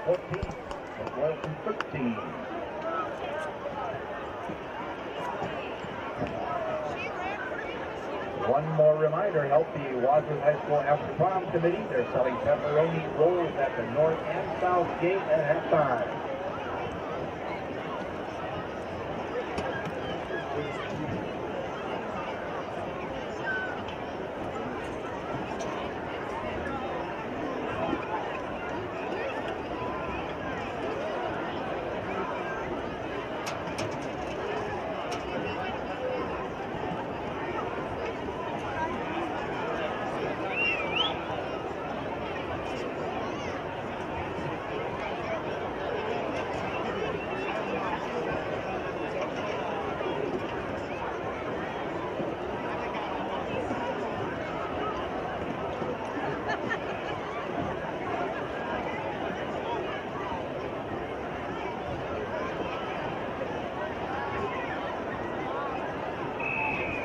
Presenting the 2022 North Royalton High School Marching Band under the direction of field commanders Maria Georgievich and Elijah Yoon. This evening's halftime performance includes selections from our competition show entitled Carpe Diem. The show incorporates music from Broadway and film where the characters seize the day and stand for what is right. We open tonight's show with Carrying the Banner from the show Newsies, followed by On My Own from the Tony Award-winning Broadway musical Les Miserables, featuring senior baritone soloist Logan Greer. And our final two movies are My Shot from the musical Hamilton, and the closer, The Greatest Showman, entitled tune Rewrite the Stars. Ladies and gentlemen, the North Royalton High School Marching Band.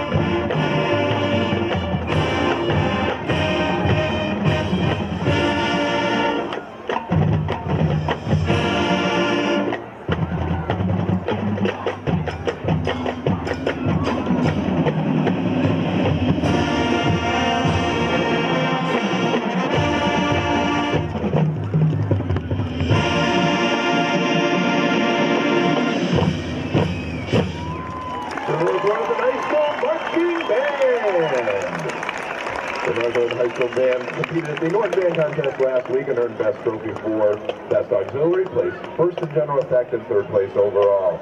At the Revere Contest, they earned trophies for Best Visual Effect and Best Auxiliary, plus received a 1 superior rating, which qualifies them for State Marching Band Finals in Columbus on October 29th at 1 p.m. Best of luck to the band next week as they head to Swanton High School. The directors of the North Royalton High School Marching Band are David Vitale, Crystal Burdick, and Mike Neri, with Royalette instructor Karen Colbianchi, assisted by Katie Colbianchi, Royal instructors Melissa Dombrowski and Emily Sion, and pit percussion and visual tech Michael Atkinson.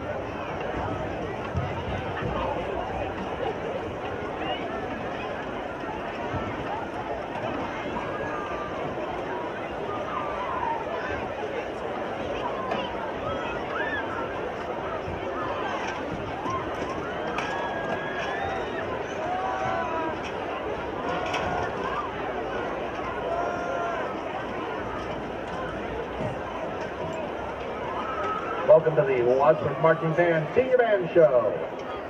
Under the direction of Dan Albrecht, hire Sam Peel, student teacher Jonas Piscott, percussion director Ryan Louis, percussion tech David Selzer, and color guard directors Vanessa Lloyd and Jessica Forsett.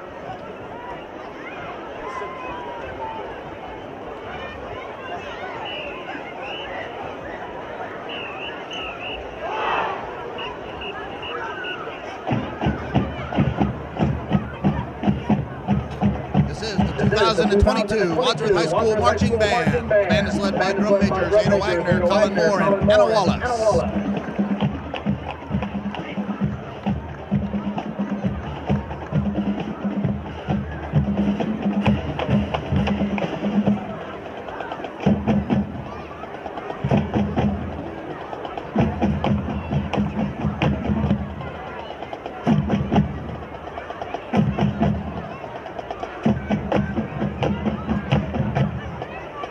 Our Grizzly seniors had some great travel plans for across the USA, but on the morning of their departure, the airport van was late and mistakenly dropped them off at Cleveland Hopkins International Terminal.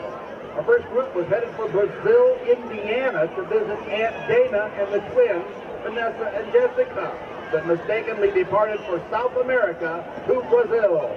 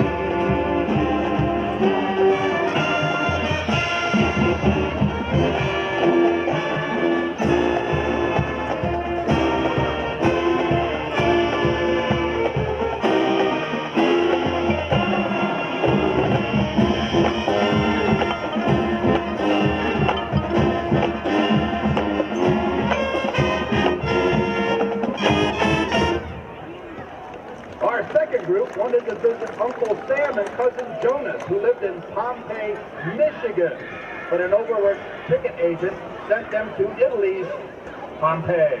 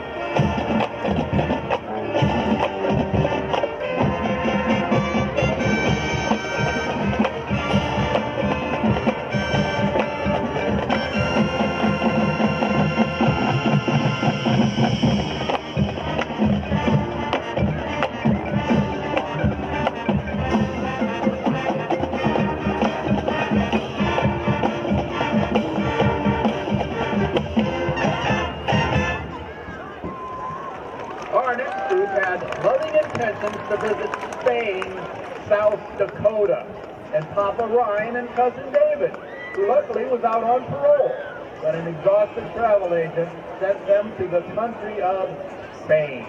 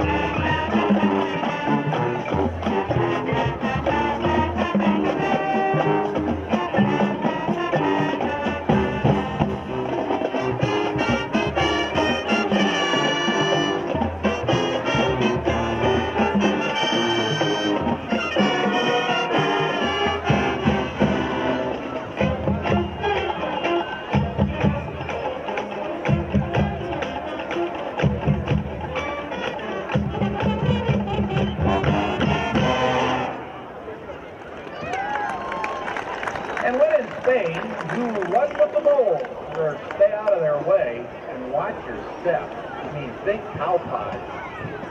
Please feel free to tango, cha-cha, or polka to the music of Malagueña. Por favor.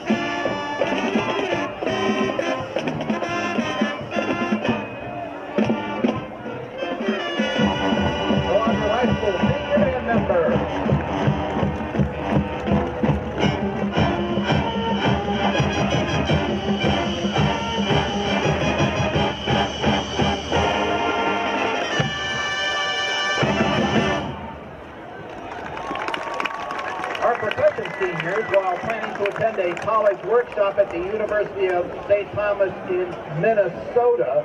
He played with ski poles, ice skates, and bobsleds in tow, only to find they had landed in the balmy Virgin Islands.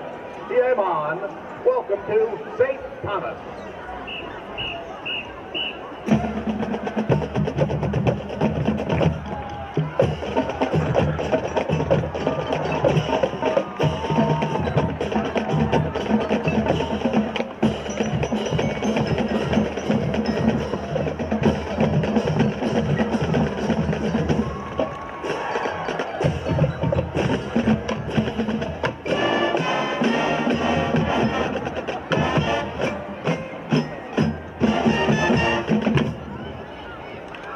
Finally, our seniors are all reunited in Wadsworth for a party in the USA.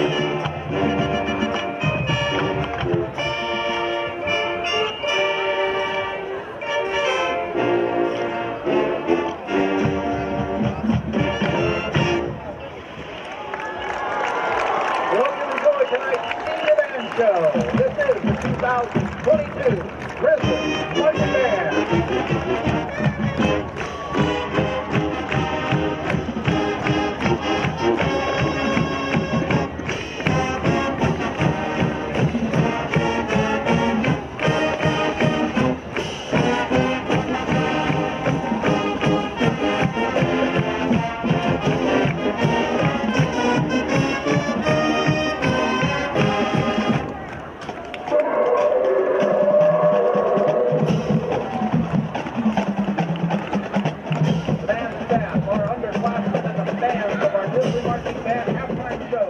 Wish to thank all our senior men, their thousands of hours of lessons, practice, and travel time, and the sacrifices you and your family have made for these 4 years. Your devotion to this band has provided a lot. Well, we welcome you back to the booth here at Art Wright Stadium, and following a fantastic halftime show featuring the North Royalton Bears Marching Band and the Wadsworth Grizzly Marching Band, and a unique theme here tonight with the airplane going, well, the supposed airplane going from Spain to St. Thomas was there, and Brazil. St. Thomas and Brazil. So, hey, it was a great band show, and it's been a really good football game thus far. The Grizzlies up by 1 here, 14-13, Robert, and you've got some offensive stats here for us. A game that's been unexpected. Royalton's Bears rushing game's been phenomenal up to this point. They've got a total of 179 yards. 143 of that's on the ground. Miller has 121 rushing by himself. Again, a good 7-yard average carry there. I don't know why you don't just continue to hand it off to him at this point. But anyways, they have 179 yards to Wadsworth 144. We only have 3 first downs because we scored that one first possession in one play, 66-yard touchdown to Keating. Fisher is 4 of 9 for 116 yards, 2 touchdowns, no interceptions. But you see him scrambling here. Yeah, this is the touchdown to Keating. You just referenced it, but the 3 first downs, I believe, came on the 3rd drive of the football game where we actually scored our second touchdown. Yep. Yeah. Now, one big issue here, 6 penalties for 65 yards, which, again, you can't have that. You see the Royalton's 1 touchdown pass. And here we go. This is Tom Arnold's touchdown. Nice job there. But, yeah, Metzger's got 11 carries for 28 yards. It just seems like he's not, they're just keying on him, and then it's in between tackles. When he gets outside, he gets some yardage, but between the tackles has been tough. And when he does break it off, there's a penalty flag to hold him when he comes back. But, so we'll see what the defensive is going to do here at halftime. That's the big key here.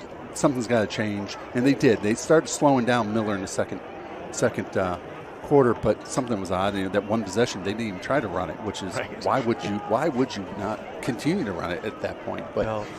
But we did hear a little bit of news on the young man, the sideline official that sounds like he did have a seizure and he's going to be okay. But hope and pray for the best for him and his family. Take a look at the Suburban League National Division standings. Hudson clinched at least a tie of the championship last week in their win over the Bears. Wadsworth, you see there in second place, and Nordonia, North Royalton, Twinsburg, Brecksville, and Stowe. And if there's a surprise thus far in the season, I think some people would be looking at Stowe as a surprise at 1-7. I don't think many people imagined that would be an 0-4 in conference play. Yeah, and I believe they're losing tonight. Tonight, yep. I believe to Twinsburg, I believe it is, which is a surprise once again. But, they have a freshman quarterback playing. Obviously must have some depth issues and or talent issues at the moment. That's a good program. They'll get it back righted. Davis Nye with the pickup of the kick. Gets near the 30-yard line. The pile's still moving. Before he's brought down, looks like about the 31-yard line. Well, at halftime, Coach Todd and the staff talked about cleaning things up offensively, getting rid of the holds, and, we need to see 0 flags here in the second half. We talked about it earlier about these are games, weeks 9 and 10, where you really do have to tune up for the playoffs, and you got to clean things up on offensive, defensive side of football, and, of course, special teams. So here we go. It is going to be 1st and 10 for the Grizzlies here to start the third quarter. The ball placed at the 31-yard line. Metzger, pistol formation behind Fisher. Throws quickly off to the left. Will Stack has it. Nice job. And there goes a penalty flag. Something's going on. A little Tom Arnold and one of the Bears get into it, and then Tom Arnold throws his hands up saying, why, what's going on? Luke Fisher, well, this is going to be offsetting penalties. Okay. So you saw Luke Fisher encouraging Tommy Arnold, hey, keep it here. Keep your composure. Let's not have any penalties, as I just talked about it. Laundry hits the field, offsetting penalties, a gain of 3 on the play on the little quick out to Will Stack, 2nd and 7. Bears did a nice job tackling Will Stack after the catch. Metzger trying the left side of the Bears' offensive side, and no doing there. Ryan Perrine on the stop. He's going to give him 1 there. So he's going to bring up 3rd and 6. A long 6, if they give him that. Now this is a play where you can get Fisher rolling out to the right. You got plenty of room over here, and you got 3 receivers stacked to the right side of the field. Davis Nye at the top of the screen by himself. Fisher's got time now, has to scramble left. He's going to run. He gets the first down, and right now you just don't want to see Fisher get hit. You know, he went down in the Worcester game, and we lost him for 4 weeks. It's a big difference with him playing quarterback in there. He's up, no problem, but that's a good decision. Good coverage downfield by the Bears, and Fisher had no option but to tuck it away and run it. He gets about 8.5 and enough for a first down, so the chains will move. Ball placed at the 41-yard line of the Grizzlies. Same formation, 3 at the bottom, 1 at the top. Metzger with the handoff. He bounces it right. He's got some running room. He's going to pick up close to 8 yards on first down. Yeah, there on the stop is number 45 of the Polar Bears. That's Anthony Hudson. And you got outside the right tackle, and there's running room there for Metzger at that point. Metzger right up the middle. He's got a hole once again. Picks up the first down.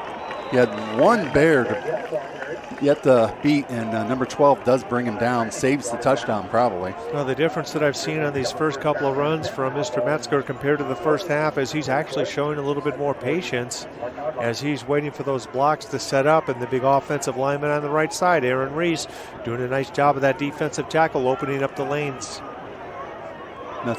Metzger has the carry.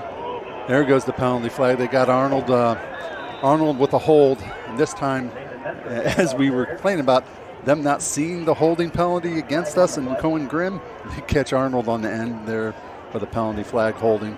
Yeah, well, Tommy is caught red-handed, no pun intended there, but he knew what he was doing. He tried to let go, and he got caught. Yep. And hey, that happens, young Mr. Arnold. Yeah. It's okay. Pick your team up. It's 1st and 10 now. Ball placed at the Grizzlies' 49-yard line. We got trips to the top. Got looks like Will Stack. Yep. Intended for Keating. Overthrows Keating. They're going to get a penalty flag. It looks like going to be a little holding. Yep. Defensive holding. Keating's just got breakaway speed from for the Grizzlies, and they're going to get the yardage right back here.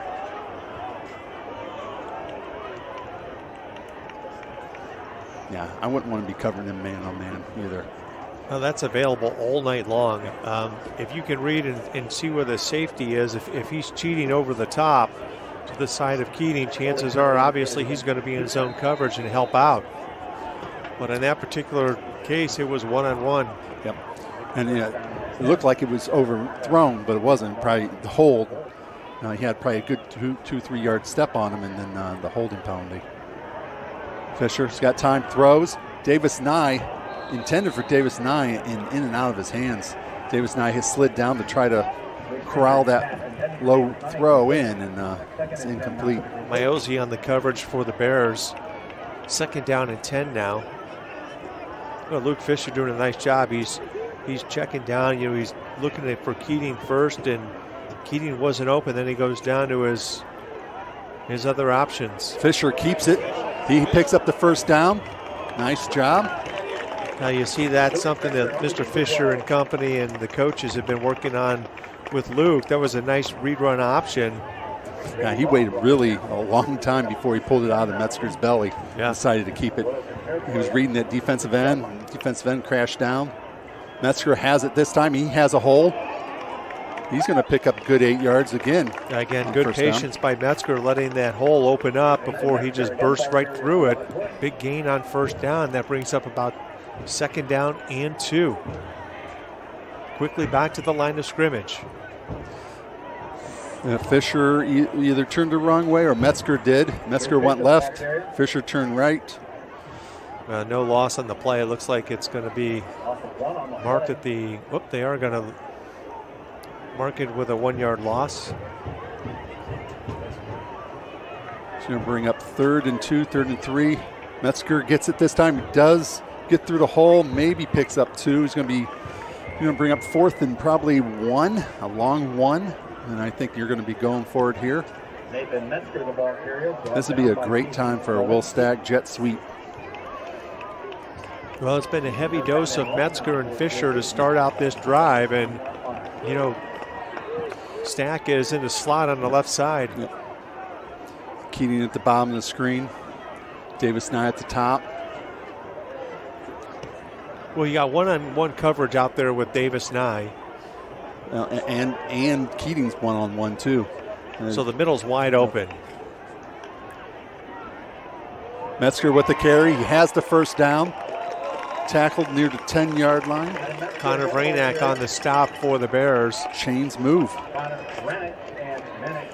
Mannix Wasco also on the stop. Good look at the little man, and he is running hard and running big for the Grizzlies right now. And a little vote of confidence for Metzger there, and handing the ball on 4th and 1. Arnold in motion. Metzger fakes it. Fisher keeps it and runs right up the middle. Well, that's been a bread and butter play for this Grizzly offense all season long when Will Stack was a quarterback. Now you're seeing it out of Luke Fisher. Nice job reading that defensive end, tucks it away for a short gain on the play of 3, 2nd down and 7. Picked up a little bit more than I thought. Different, like you said, different attitude here we're seeing here for the Grizzlies in this drive after coming out of halftime. Hey, like you said, halftime, the fog's gone now from the Finch game. Let's refocus, get ready for the playoffs. Let's start thinking and playing like we're going to be in the playoffs. Fisher looking to throw. There's going to be a holding penalty thrown on, intended for Keating, but the Bears were draped all over Keating. Yeah, on the coverage there is Mannix Wasco, number 20, and he had a hold of Keating, and that is an unfair matchup for Wasco. You got to have some little bit help over top. Know that you have it and play that field position, and he's not getting that help. So half the distance to the goal. So now we're 2nd and I'm sorry, they just changed 4. it. 3rd, yes. Yeah, 2nd and goal from about the 4. Yeah, the sideline marker and the scoreboard were not on the same page. They are now. 2nd and 4 from the 4. Fisher's looking to throw, looking left the whole way. Now he's scrambling left. He's going to just throw it away. He was looking for Davis Nye in the corner. And just wise, throws it away. He's got 2 downs here to get some points. Again, that field gets a little shorter, and you've got 22 guys in a 8-yard area, 14-yard area. A little tighter. Yep.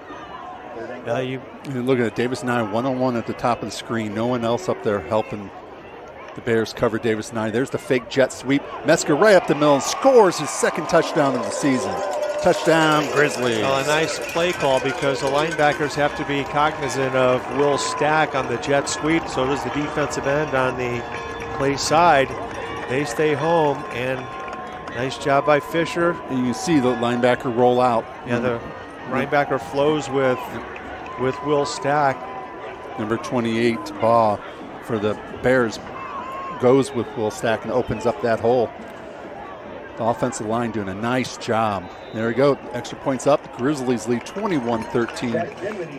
6:27. Nice opening drive for the Grizzlies here in the third quarter. Yeah, they ate up a chunk of clock, almost 6 minutes or 5.5 minutes plus. You know, the Grizzlies run time off the clock. They take a 21-13 lead over the Polar Bears. Defensively, our defense saw a lot of time on the field in the first half. You know that they talked about how are we going to stop Miller because he's just been a workhorse thus far for the Bears. Yeah, absolutely. Now, again, you got to give some props to the offensive line on that drive. Evan Crowley, left tackle, left guard, Jared Pasco, John Byers at center, Teague Hardy at right guard, and Aaron Reese at right tackle. Did a nice job opening holes for Metzger and Fisher running the ball tonight. Now, again, you don't normally associate Fisher running. Will Stack, absolutely. But we have not seen much running for Fisher this year. I think that was a great series for Metzger. I think he got into a rhythm. I think he showed some great patience at letting the holes open up. Gained some, couple 10-yard runs there, and leads the Grizzlies' drive for a touchdown, 21-13. Grizzlies over the Polar Bears in what is a game that's actually closer than we thought would be at this point. Now, we'll see if the defense has got some things figured out. I know Coach Knapp probably made some changes, and really, I meant more than anything, a little attitude adjustment at halftime probably was going on in the locker room. Taken at the 9-yard line, looks like by number 22, Miller. And he finally, Karsten Bucks, number 12, finally brings him down as he gets to the 35-yard line of the Bears. If it wasn't for Bucks, it would have been a 21-19 game pending the PAT, because he was going to take that one to the house. Yep. Again, we have not had an answer for Miller tonight. And he's definitely a bright spot for the Bears. They're 4-4 on the season. Yeah. He's only a junior. And there's Miller with the ball. There we go. It's not the 7-yard average now. I see Parker Ross, number 35, getting up from the pile. Blackburn also first on contact over there as well. We're down 3 right now. It's Cohen Grimm, Peyton Pappas at right defensive end, and looks like Luke Ryder, number 9, in the middle. John Pakovitz, offensive lineman, limps off the field for the Bears.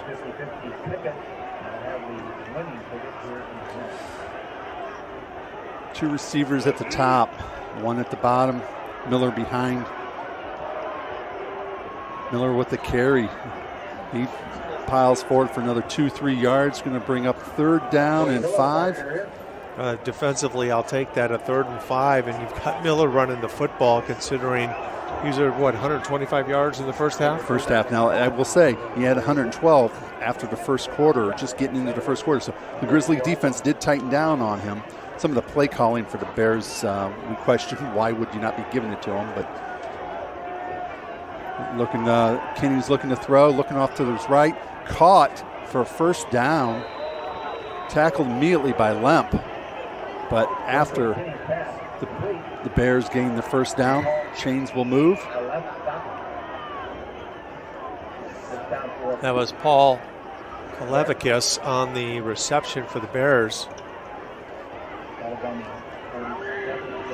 A nice job by Kalevakis. He knows where the sticks are, and he gets just beyond them for the 1st down. Miller with the carry. Big hole. Picks up 10 yards on 1st downs. The chains will, looks like they're going to mark him a little shy of the 1st down marker, but he's going to gain 9.5 yards. He's getting up slowly here. He's being helped up by number 55, Logan File, who might have got away with a hold on that play.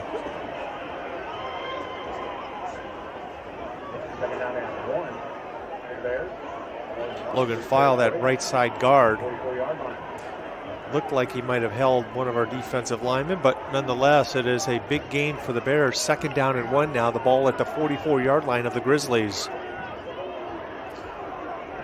Miller behind Kenny. Hand off. No, Kenny keeps it, rolls.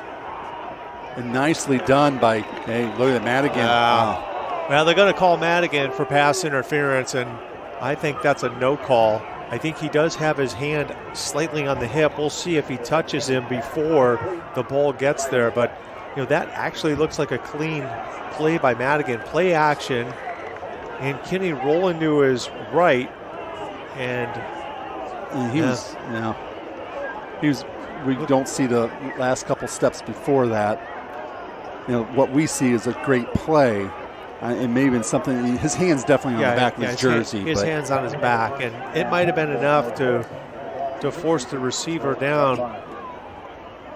And holding, I believe, defensive holding was the call. 1st down and 10 now for the Bears. The ball placed at the Grizzly 34-yard line. We're seeing a lot more passing out of the Bears than what we thought. And even after seeing the great success that they have with the running game at the moment. Last week Kenny was 15 of 30 for 198 yards over Hudson, a very good defensive team. Now the knock on Kenny after this play, Miller expand on that. cuts back, met by a host of Grizzlies. He does pick up about 2 yards, but he had to reverse field to get that. Maverick Blackburn in there, the last one, getting up on the bottom of that pile. But Kenny was, he's a sophomore quarterback, but earlier in the season, if you could get pressure on him, he had a tendency to throw some INTs or throw the ball deep. He's obviously had a full season of experience. We have not really got to Kenny tonight. Yeah, he's a 6'2", 200-pound sophomore, so he's learning the position, doing a nice job. Kenny going deep. He has a receiver. And Probst, there, number 45. Yeah, Braden Probst and Davis Nye on the coverage, and ball is overthrown. That'll bring up a long 3rd and 8 now for the Bears.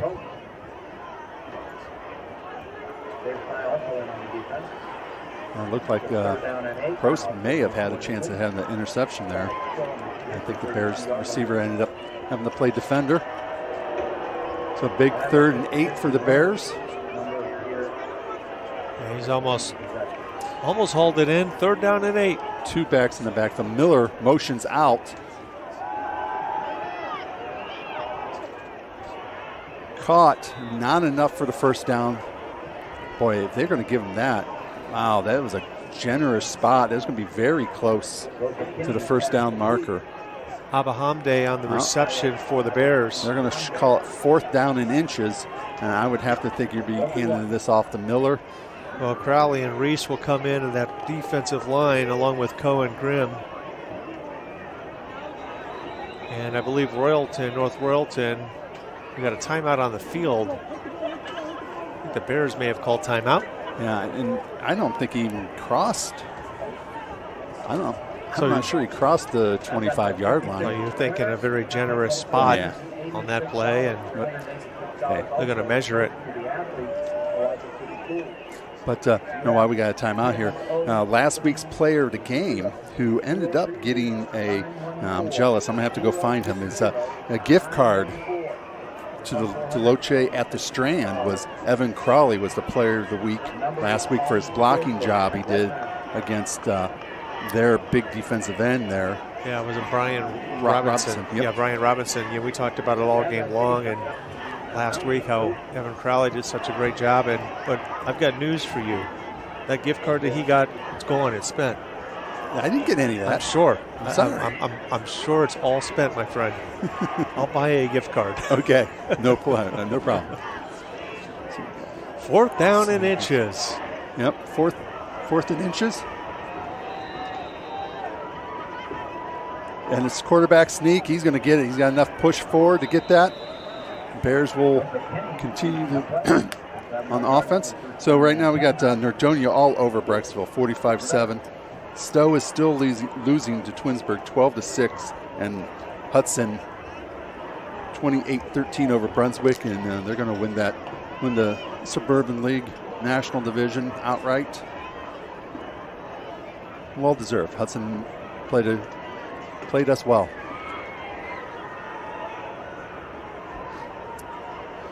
That's right, as I'm being reminded, Brunswick is not part of the Suburban League. And pass, Miller out of the backfield. O'Connor on the coverage. And Miller's going to pick up another first down. And you get Miller out of the backfield, that's going to be tough for a linebacker. Yeah, I was going to say that's a tough matchup for O'Connor going up against Miller. Miller will end up all-purpose yards tonight, well over 200 yards. He's been on punt return, kick return. And we're down under 2 minutes in the third quarter. That's a quick football game. The Bears doing a good job of answering the Grizzlies' opening drive in the second half by marching down the field here themselves. Yeah, they've done this all night long against the Grizzlies. Faking the jet sweep and then a shuffle pass off to Miller, who is bulling his way down to the 1 yard line before he's finally taken down. Well, we talked a little bit about Miller at halftime and the yards after contact, and you see this here. He gets another 6 or 7 yards, maybe 6 yards after contact, and it's 1st and goal. Not the Grizzly faithful or the Coach Napson are like this. Yeah, I like how Miller runs. It's fun to watch him. He's a very talented, very hard-running running back for the Bears.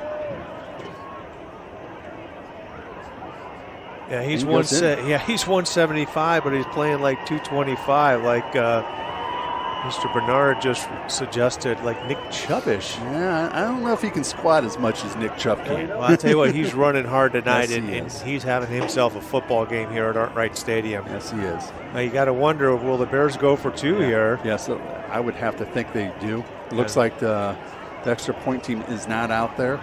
I don't believe so. And again, I'm not surprised that they ran to the left side of that offensive line. It's just been a fantastic job all evening long. Yep, all night long.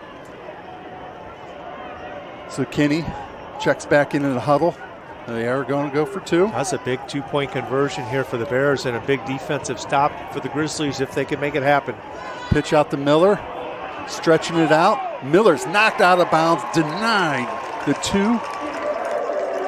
Is that Davis Nye and Parker Ross, was it? Yeah, that's a nice job by the defense as they string this out and they use that sideline as their 12th defender, Davis Nye, out there making a big play for the Grizzlies. Also, Maverick Blackburn would have been there, and Parker Ross forcing that play to go wider. Yep. And string it out. Let your teammates help you get there. And Davis Nye doing what he needs to do, making sure no one gets outside of him and pushes him out of bounds. Well, we've had 2 possessions here in the third quarter. Wadsworth looking for their second possession, under a minute now remaining. This has been a good football game. 2 great football games in a row here at Arkwright. Yep. Will Stack and Davis Nye are going to set up deep near the 5-yard line and receive this. I would not think the Bears would do anything silly like an onside kick. Now, plenty of football left.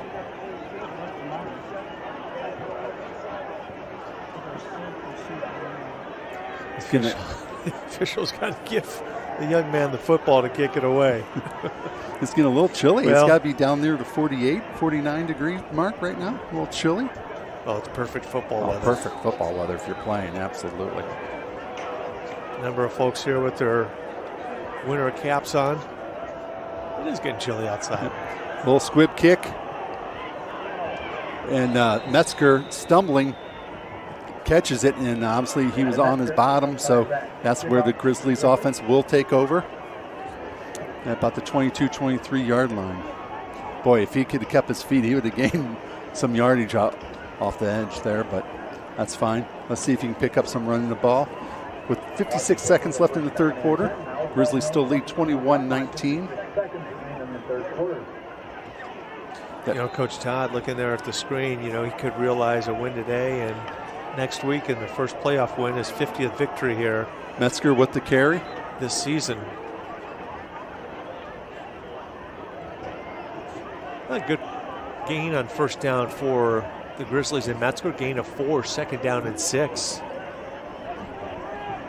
Metzger, the ball carrier. We do have a winner in the 55th drawing. Fisher calls for the ball. Metzger with the ball, bounces it right. And number 21 for the North Royalton Bears was sitting there right there when he bounced it outside. Yeah, that's Michael Kinney. He's the brother of the quarterback, Joe Kinney.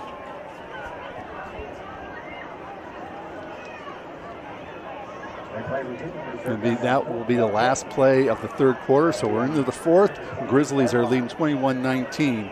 Not the game we expected, but Grizzlies on top at the moment. Joe Kinney over there looking at the iPad is taking a look probably at that last drive of the Bears, and we will go to the fourth quarter. Your Grizzlies up by 2 in a football game that's had some penalties, but for the most part, it's been a pretty good one. Yes, pretty good game. As long as we win, it'll be a pretty good game. Let's put it this way. But we were talking about the players of the game and the Wadsworth High School football Friday Night Lights. Dawn Blue does a nice job. This week's gift certificate is from the Pulp. Now, also got donated to the Wadsworth High School Friday Night Lights, which you can see on WCTV, was uniquely handmade for you. They were a sponsor. They sponsored a gift for every senior football, cheerleader, and band senior. Wow. And that's a lot. You know what? It had to be every bit of 70-some seniors that they announced tonight. So they were given a gift by them, a very generous gift, obviously from Uniquely Handmade for downtown Wadsworth. And you've been in the store, I have been too. It's a pretty cool store. You get a chance, stop in and check it out. Some kids dressing up early for Halloween down there. We've got a banana. Okay. I think maybe it was the costume to keep it warm. Maybe. It works. 3rd and 4. Fake to Metzger, thrown off to Tom Arnold. He picks it up, catches it, has the first down as the Bears try to strip it from him. Not pulling it out of the midst of Tom Arnold. No, Tom Arnold does a nice job of just finding the hole in that secondary of the Bears, and Fisher finds him for a big gain and 1st down and 10.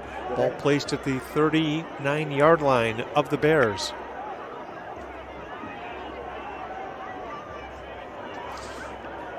Coach Todd gets the play into Fisher.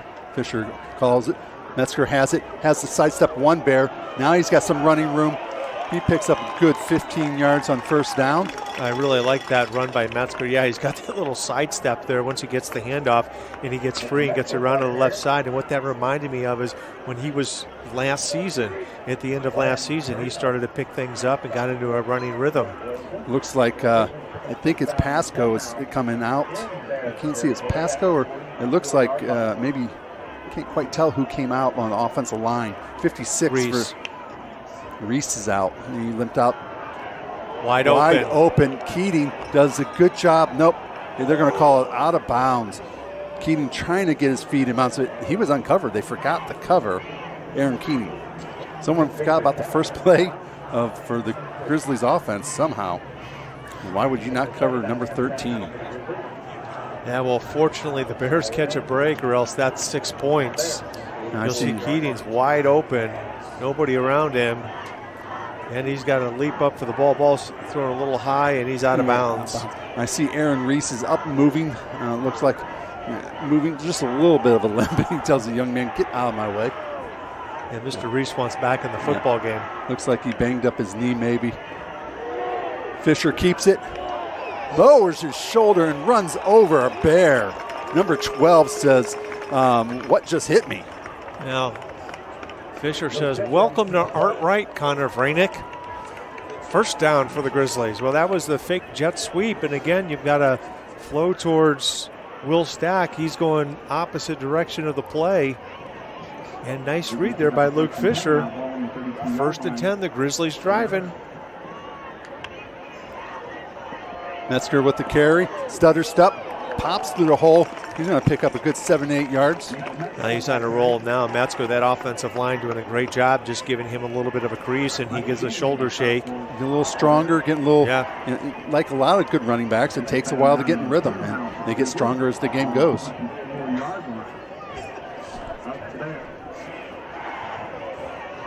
Second down and a 2 for the Grizzlies. Will Stack and Davis Nye down the bottom of the screen. One of the Bears almost jumped off sides, number 77, and knows, but play clock is down to 5-6. Tom Arnold motion, quickly thrown off to Will Stack off to the left side. He gets down near the 15-yard line before he's tackled. Well, I like the play call. You get the ball to Will Stack in space, and he can make a few things happen, and all we needed was 2 yards. He ends up getting more than that. And about 6 on the play.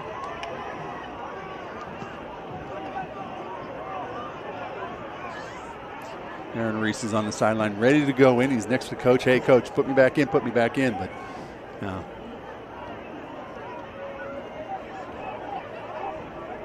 Down to 10 seconds. Metzger with the carry. He's going to get stopped.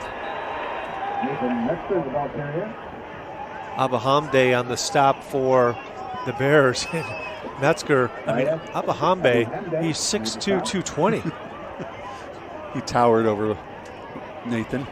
I mean, he's a quick guy. He goes both ways. Primarily does play defense for the Bears. We have seen him in the backfield. Metzger now to the right of Fisher. We have 3 receivers, which looks like Keating, Arnold, at the top of the screen. Fisher now rotates. He's got plenty of running room. He gets to near the 10-yard line, will not have enough for the first down. He's going to come up, bring it up, maybe 3rd and 3, 3rd and 4. Let's see where they spot it. Yeah, let's see where they give him a spot. I think they're going to mark it at about the 12-yard line, so it's going to be 3rd and 5. Nice job by Fisher, though, pulling it down quickly, seeing there was a hole and getting the most that he could out of there. He's going to bring up 3rd and 5. Arnold, Keating, and Davis not. I think Keating at the top of the screen. You got Metzger and Davis Nye at the bottom of the screen.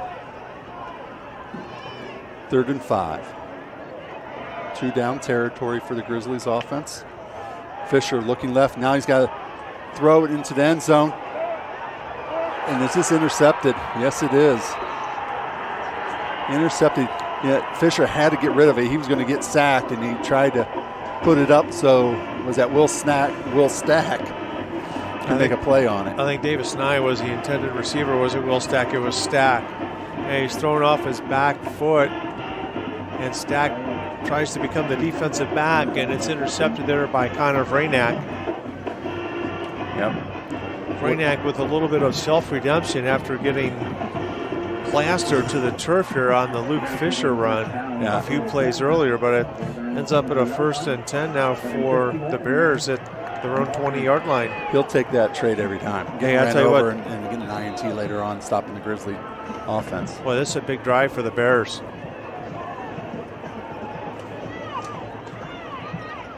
And can Wadsworth have an answer on this drive against Miller? Gain of about 3 on the play. 2nd down and 7 now. Ball marked at the 23-yard line. Can Blackburn and company, Pasco, Blackburn, Cohen Grimm come up with a stop here and just get the turnover? Or turnover would be great to stem this tide here. Now, this is a big offensive line. It has made things happen all game long, and there's a false start on the right side of that offensive line for the Bears. The first of only a few mistakes by that offensive unit. Yeah, through 3 quarters, Bears have out-rushed us, or outgained us in yardage. They're 235 to our 214. We have 7 penalties for 70 yards. Finally, Royalton with 3 penalties this 3rd quarter. But, yeah, they have 173 yards rushing. Again, we've done a good job in the 3rd quarter and the 2nd quarter, kind of holding Miller down as much, because, again, he had 112 yards in the 1st quarter. We got 95 rushing and 119 yards passing to their 62 yards passing. They have double the first downs we have. They got 14, we have 7.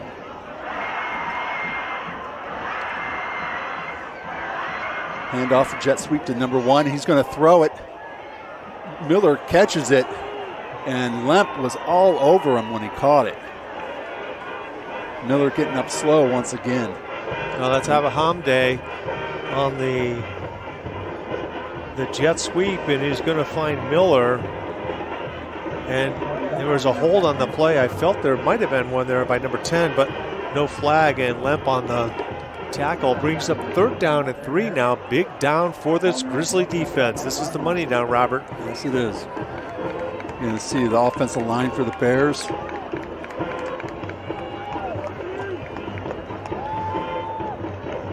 See if Coach Knapp brings pressure. O'Connor coming on the blitz. Yep. Kenny throwing off to the left. Sam's on coverage. There was some contact, but no penalty. I don't know if it was even catchable. It was intended for number 7, I believe it was. That's Sonato. So they'll bring up 4th and 3, and the punt team comes on for the Bears. The Grizzly defense comes up with a stop. Davis 9. Will Stack's going to set up deep around the 45, 43-yard line for the Grizzlies. See if they can get a nice return and some good field position. Well, Sam's has come close a couple times. Fake punt. They're going to get... And Davis Nye saves a touchdown. There's a penalty flag, but they're going to get holding on the Grizzly defense here, I believe. Yeah, Grady Baugh was the intended receiver, and we'll see what the flag is. There's some discussion going, but Maverick Blackburn definitely held ended up being a receiver on that one, but we'll see what the play. Yep. Where's the personal foul call come from? There was 2 on. One was declined, which was the hold. But we'll take another look at it. Yep. We'll go. The snap goes right to the up man. He releases, and Blackburn. That's a soft penalty, if you ask me. Yeah. And I don't know what. And I'm not sure where the personal foul comes in at. And it really sets up the Bears in great position. The ball being placed at the 14-yard line of the Grizzlies. Yeah, I don't know what the penalty was on, that second penalty, but it sounds like someone may have got shoved to the ground, and I don't know. I'm going to call it a ticky-tack call, but that's my opinion. Maybe a homer, I may be called. Miller with the carry off the left edge. Now this Bears offense just playing with confidence right now, especially after that successful fake punt. Number 7, Blackburn on the tackle for the Grizzlies. Maverick's been a leading tackler on the Grizzlies defense almost every game this season. Far and away leads the Grizzlies. He has 73 tackles on the season. 32 solo, 41 assisted. Very active. Davis Nye saves the touchdown for now as he makes the play on the fake punt. O'Connor with a stop in the middle of that Polar Bear offensive line and short gain on the play. And that's another that we get caught up calling them the Polar Bears because they're purple like Jackson. That's right. Yep. They're the Bears. Just the Bears. Yep. I can almost swear back in the day when we played, they were called the Polar Bears. That's just me thinking that, but The clock continues to run under 5 minutes. 3rd down and 9 for the Bears. 2 down territory for the Bears, I would have to think. There's some, it looks like some feet got tangled up and the Bears receiver goes down, but no penalty. Yeah, Lemp was on the coverage for Wadsworth. Nice coverage by the young man. That brings up a big 4th down, and now you're going to kick a field goal. Yep. That would, if successful, put them in the lead by 1. How big is that? You know, you've got the successful fake punt is one thing, but now you've got that 15 yards added to it. How big was that? So I'm sure they're going to come, Grizzlies going to come after this one. Snap is back, kick is up, and it's going to be good. The Bears take the lead with 4:43 left in the game, 22-21. Plenty of time for the Grizzlies offense with 3 timeouts, 4:43 on the clock to get this kickoff and march down the field. Yeah, there's obviously no reason to panic here, but what a nice job by the Polar Bears. They convert the fake punt, and certainly the Grizzlies helped them out. Now offensively, you've got to move the football. You've got to find a way to get this either close to the field goal range, but you definitely need to get into the end zone because you get the Bears this football back with time left on the clock. Anywhere 2 minutes or less, and you got Miller in the backfield if you're the Bears. And you got confidence, confidence throughout this game that they get to play. They're playing with the Grizzlies, a team that should be rightfully just beating them easily. But they give every bit of credit to North Royalton coming here tonight and playing lights out. On that offensive line, they've done such a great job. They've given Kenny plenty of time to throw the football for the most part, and Miller's had a fantastic ball game, and they've had to pull a few tricks out of the bag. Sure, you have to every once in a while. They're fortunate that Ian Kaufman's now on the other side there, filling the hole sometimes. Kick is away. Davis Nye is going to take it once again. Bounces it out to the left, and then tackled hard after he gets to the 30. He comes up almost as if he never hit the ground, but the ball's going to be near the 30. Braden Miozzi on the stop for the Bears, and here we go. 4:35 from the 36-yard line. Plenty of time. Another good football game. A lot of on the edge of your seat football. here at right over the last 2 weeks. Number 56, Aaron Reese, checks back in at the right tackle for the Grizzlies. Good seeing him back out there. Hand off to Metzger. He's going to pick up a few yards before he's tackled. Yeah, very short gain on the play. In there on the stops, Casey Smolinski, the big nose tackle, number 77. So no panic, no hurry here. Grizzlies just methodically getting back. Again, you can take your time, but you're going to have to be perfect. You can't make mistakes. You can't have holding penalties. Fisher has time, throws, and a sliding catch by Keating, number 13. Nice job. Picks up a big chunk of chains of yardage, and the chains will move. That's a huge gain, but also wide open in the flat over there was Will Stack, but I'll take this pickup over what could have been with Stack. Great sliding catch by the senior Aaron Keating. Metzger with the carry, has a hole, does a nice sidestep and picks up maybe 6 yards on his first down carry. That's a good gain on first down for the Grizzlies. 2nd down and 5 now. Put your offense in a really good position. Stack, Arnold, and Davis Knight at the bottom of the screen. That leaves Keating at the top. Hand off to Metzger. He's still on his feet. Yeah, he might get one on the play. 3rd down and 4.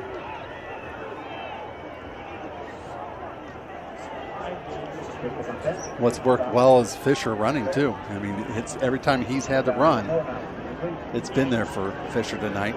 Not that I'm encouraging ever to have our quarterback run. Fisher looking. There he goes.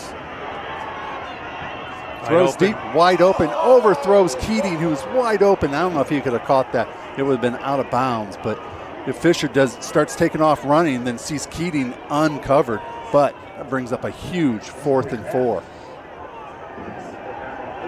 Yeah, that's twice we've missed a wide open Keating here in the second half. And a big 4th and 4. And I would imagine that Coach Todd's going to use one of his timeouts. He's going to probably see what the Bears line up in and use one of their timeouts. We'll see. He has plenty of time on the play clock. It's just now winding down to 10 seconds. He gets it off. Fisher's rolling right. Throws. An incomplete. Attempted to Will Stack. It's incomplete. Turnover on downs. 2:43. It's going to be imperative the Grizzly defense makes them punt in 4 possessions, in four plays. It's going to have to be. Now Will Stack wide open there on the route that he runs, and it's just outside of the reach of his fingertips. Ball thrown a little bit high, and I think sometimes as a young quarterback, you get a lot of adrenaline and going in you, and in those type of situations, you've got to play relaxed. They're going to let that clock. Why would you snap the ball with 18 seconds on the play clock? Now the game clock hasn't started yet. That's right. I'm sorry. Now it will continue to run. And if you're a Bears, you're going to let that clock all the way down to 1 second before you snap it. Well, Coach Todd will call a timeout with 2:37 remaining, and he'll have 2 remaining. The Bears with all 3 of their timeouts, and boy, what a disappointing end to that drive after the big sliding catch and pickup to Aaron Keating. Right, absolutely. Metzger was starting to carry the ball. He had a couple good runs. Unfortunate. I like the rollout. It gives him the option, but he had pressure, and he just was off the target. Well, the rollout gives Luke a little bit more time on the Y side, yes. But it was rolling to the left. He's a right-handed quarterback. He had a square shoulder, and he couldn't. He didn't have time. He had pressure coming, so he didn't have time to square up. So it's going to be, again, a must here. The Grizzly defense get off the field here. Some last few instructions to Blackburn as he goes back out. Aaron Reese will be at nose tackle. Grimm on the right side, Pappas on the left. Would have to think a heavy dose of Miller. And off to Miller. No. Pass over the middle. He caught it. He caught it.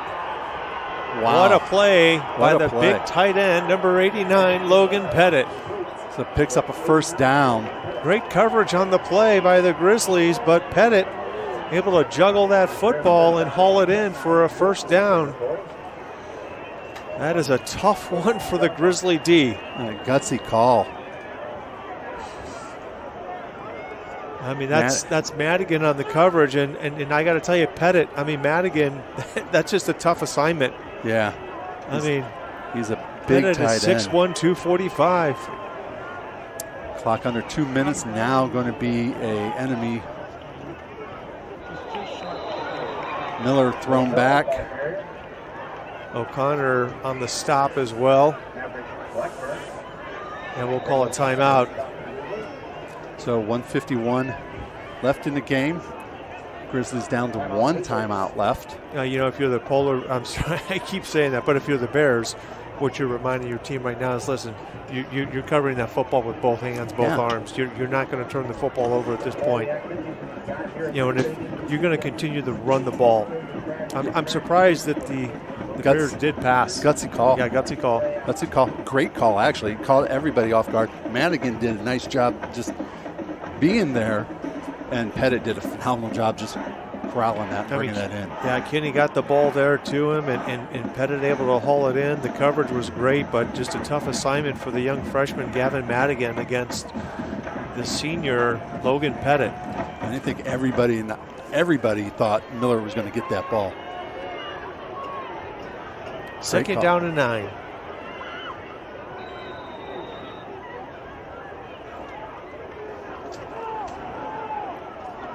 Miller with balls on the turnover. Miller turns it over. Grizzlies do get the ball back.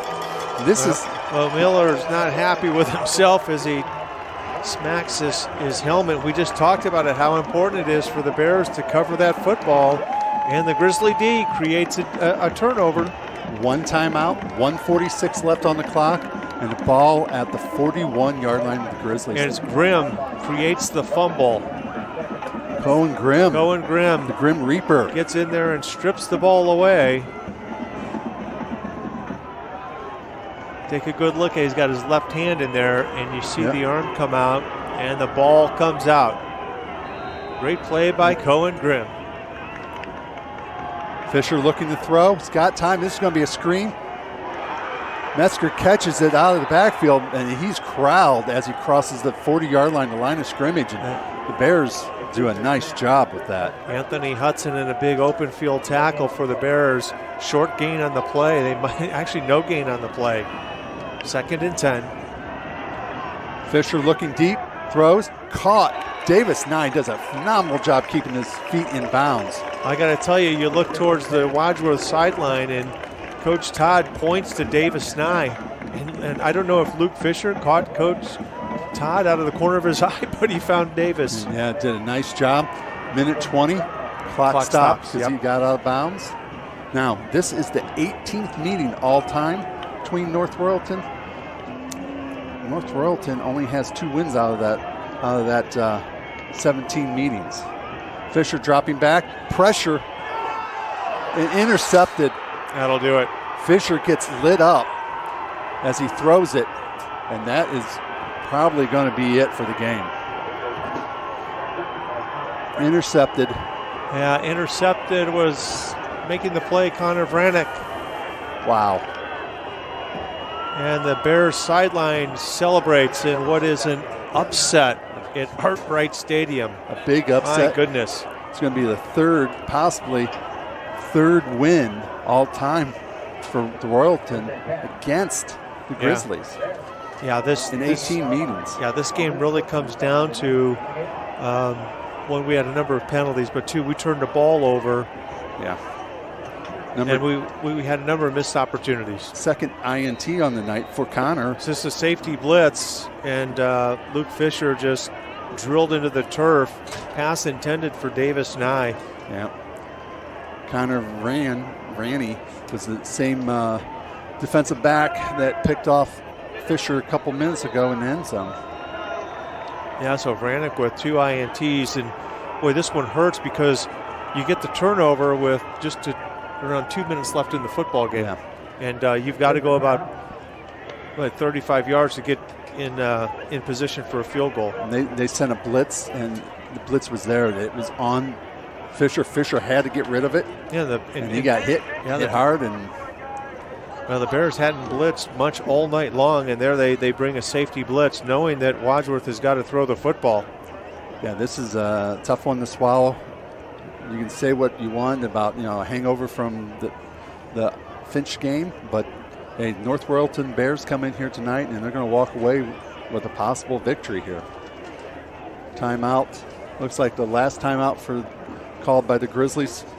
1:09 on the clock. And unfortunately, this will make a big factor in us having a second-round playoff game. Oh, it's a huge factor. Definitely will have, The assumption always was we had to win out. We need some help. I think now we might have a home game. We've got to see how things unfold with those teams that are in front of us. But we got to talk about player of the game. Player of the game. Now it got me thrown off. I'm wondering we go with number 21, Liam Russell, for his special teams play. Yeah, he's had 3 or 4 tackles on special teams. And I would have to think maybe. We'll have to discuss that and get that down the Dawn Blue here. But again, check in, go to the Wadsworth WCTV, check in, log in, and catch WHS Friday Night Lights. And there'll be a cheerleader of the week, there'll be a band member of the week, and a player of the week. And I think Liam Russell will get it this week. No, I agree. I think you've got to have there's always a guy in special teams that stands out. And Liam Russell, he's been that guy all season long, and the North Royalton Bears are going to celebrate. And this truly is an upset at Art Wright, and they will win this one. Every loss this season's been at Art Wright. 22 go for to 21. Yeah, that's a tough one. And wow, that's a boy. Well, Wadsworth had their opportunities tonight. All night long, and you create a turnover there late in the football game, and you put yourself in a position to drive for a game-winning field goal. And Jack Dinwiddie's been kicking the ball good all night long, and it just wasn't to be tonight. It wasn't meant to be. We have one more game next week. It's in Twinsburg. WCTV will not be broadcasting that live or covering it, but we will have a live stream recorded and played back for the game next week. And we'll see us for the first week playoff. We know we're in the playoffs. It's a matter of if it's going to be home or away. We'll be broadcasting, WCTV will be broadcasting that game. So for Mike Elkins, myself, Robert Rickenbacker, John Bernard in the van, Drew Bixler, and Aiden Uzinski. Thank you, sir. And great job on the names all night, Mike. We thank you for senior night here. Did not go the way anyone planned, but Grizzlies go down and defeat 22-21 to the North Royalton Bears tonight. We'll see you in 2 weeks. Good night all.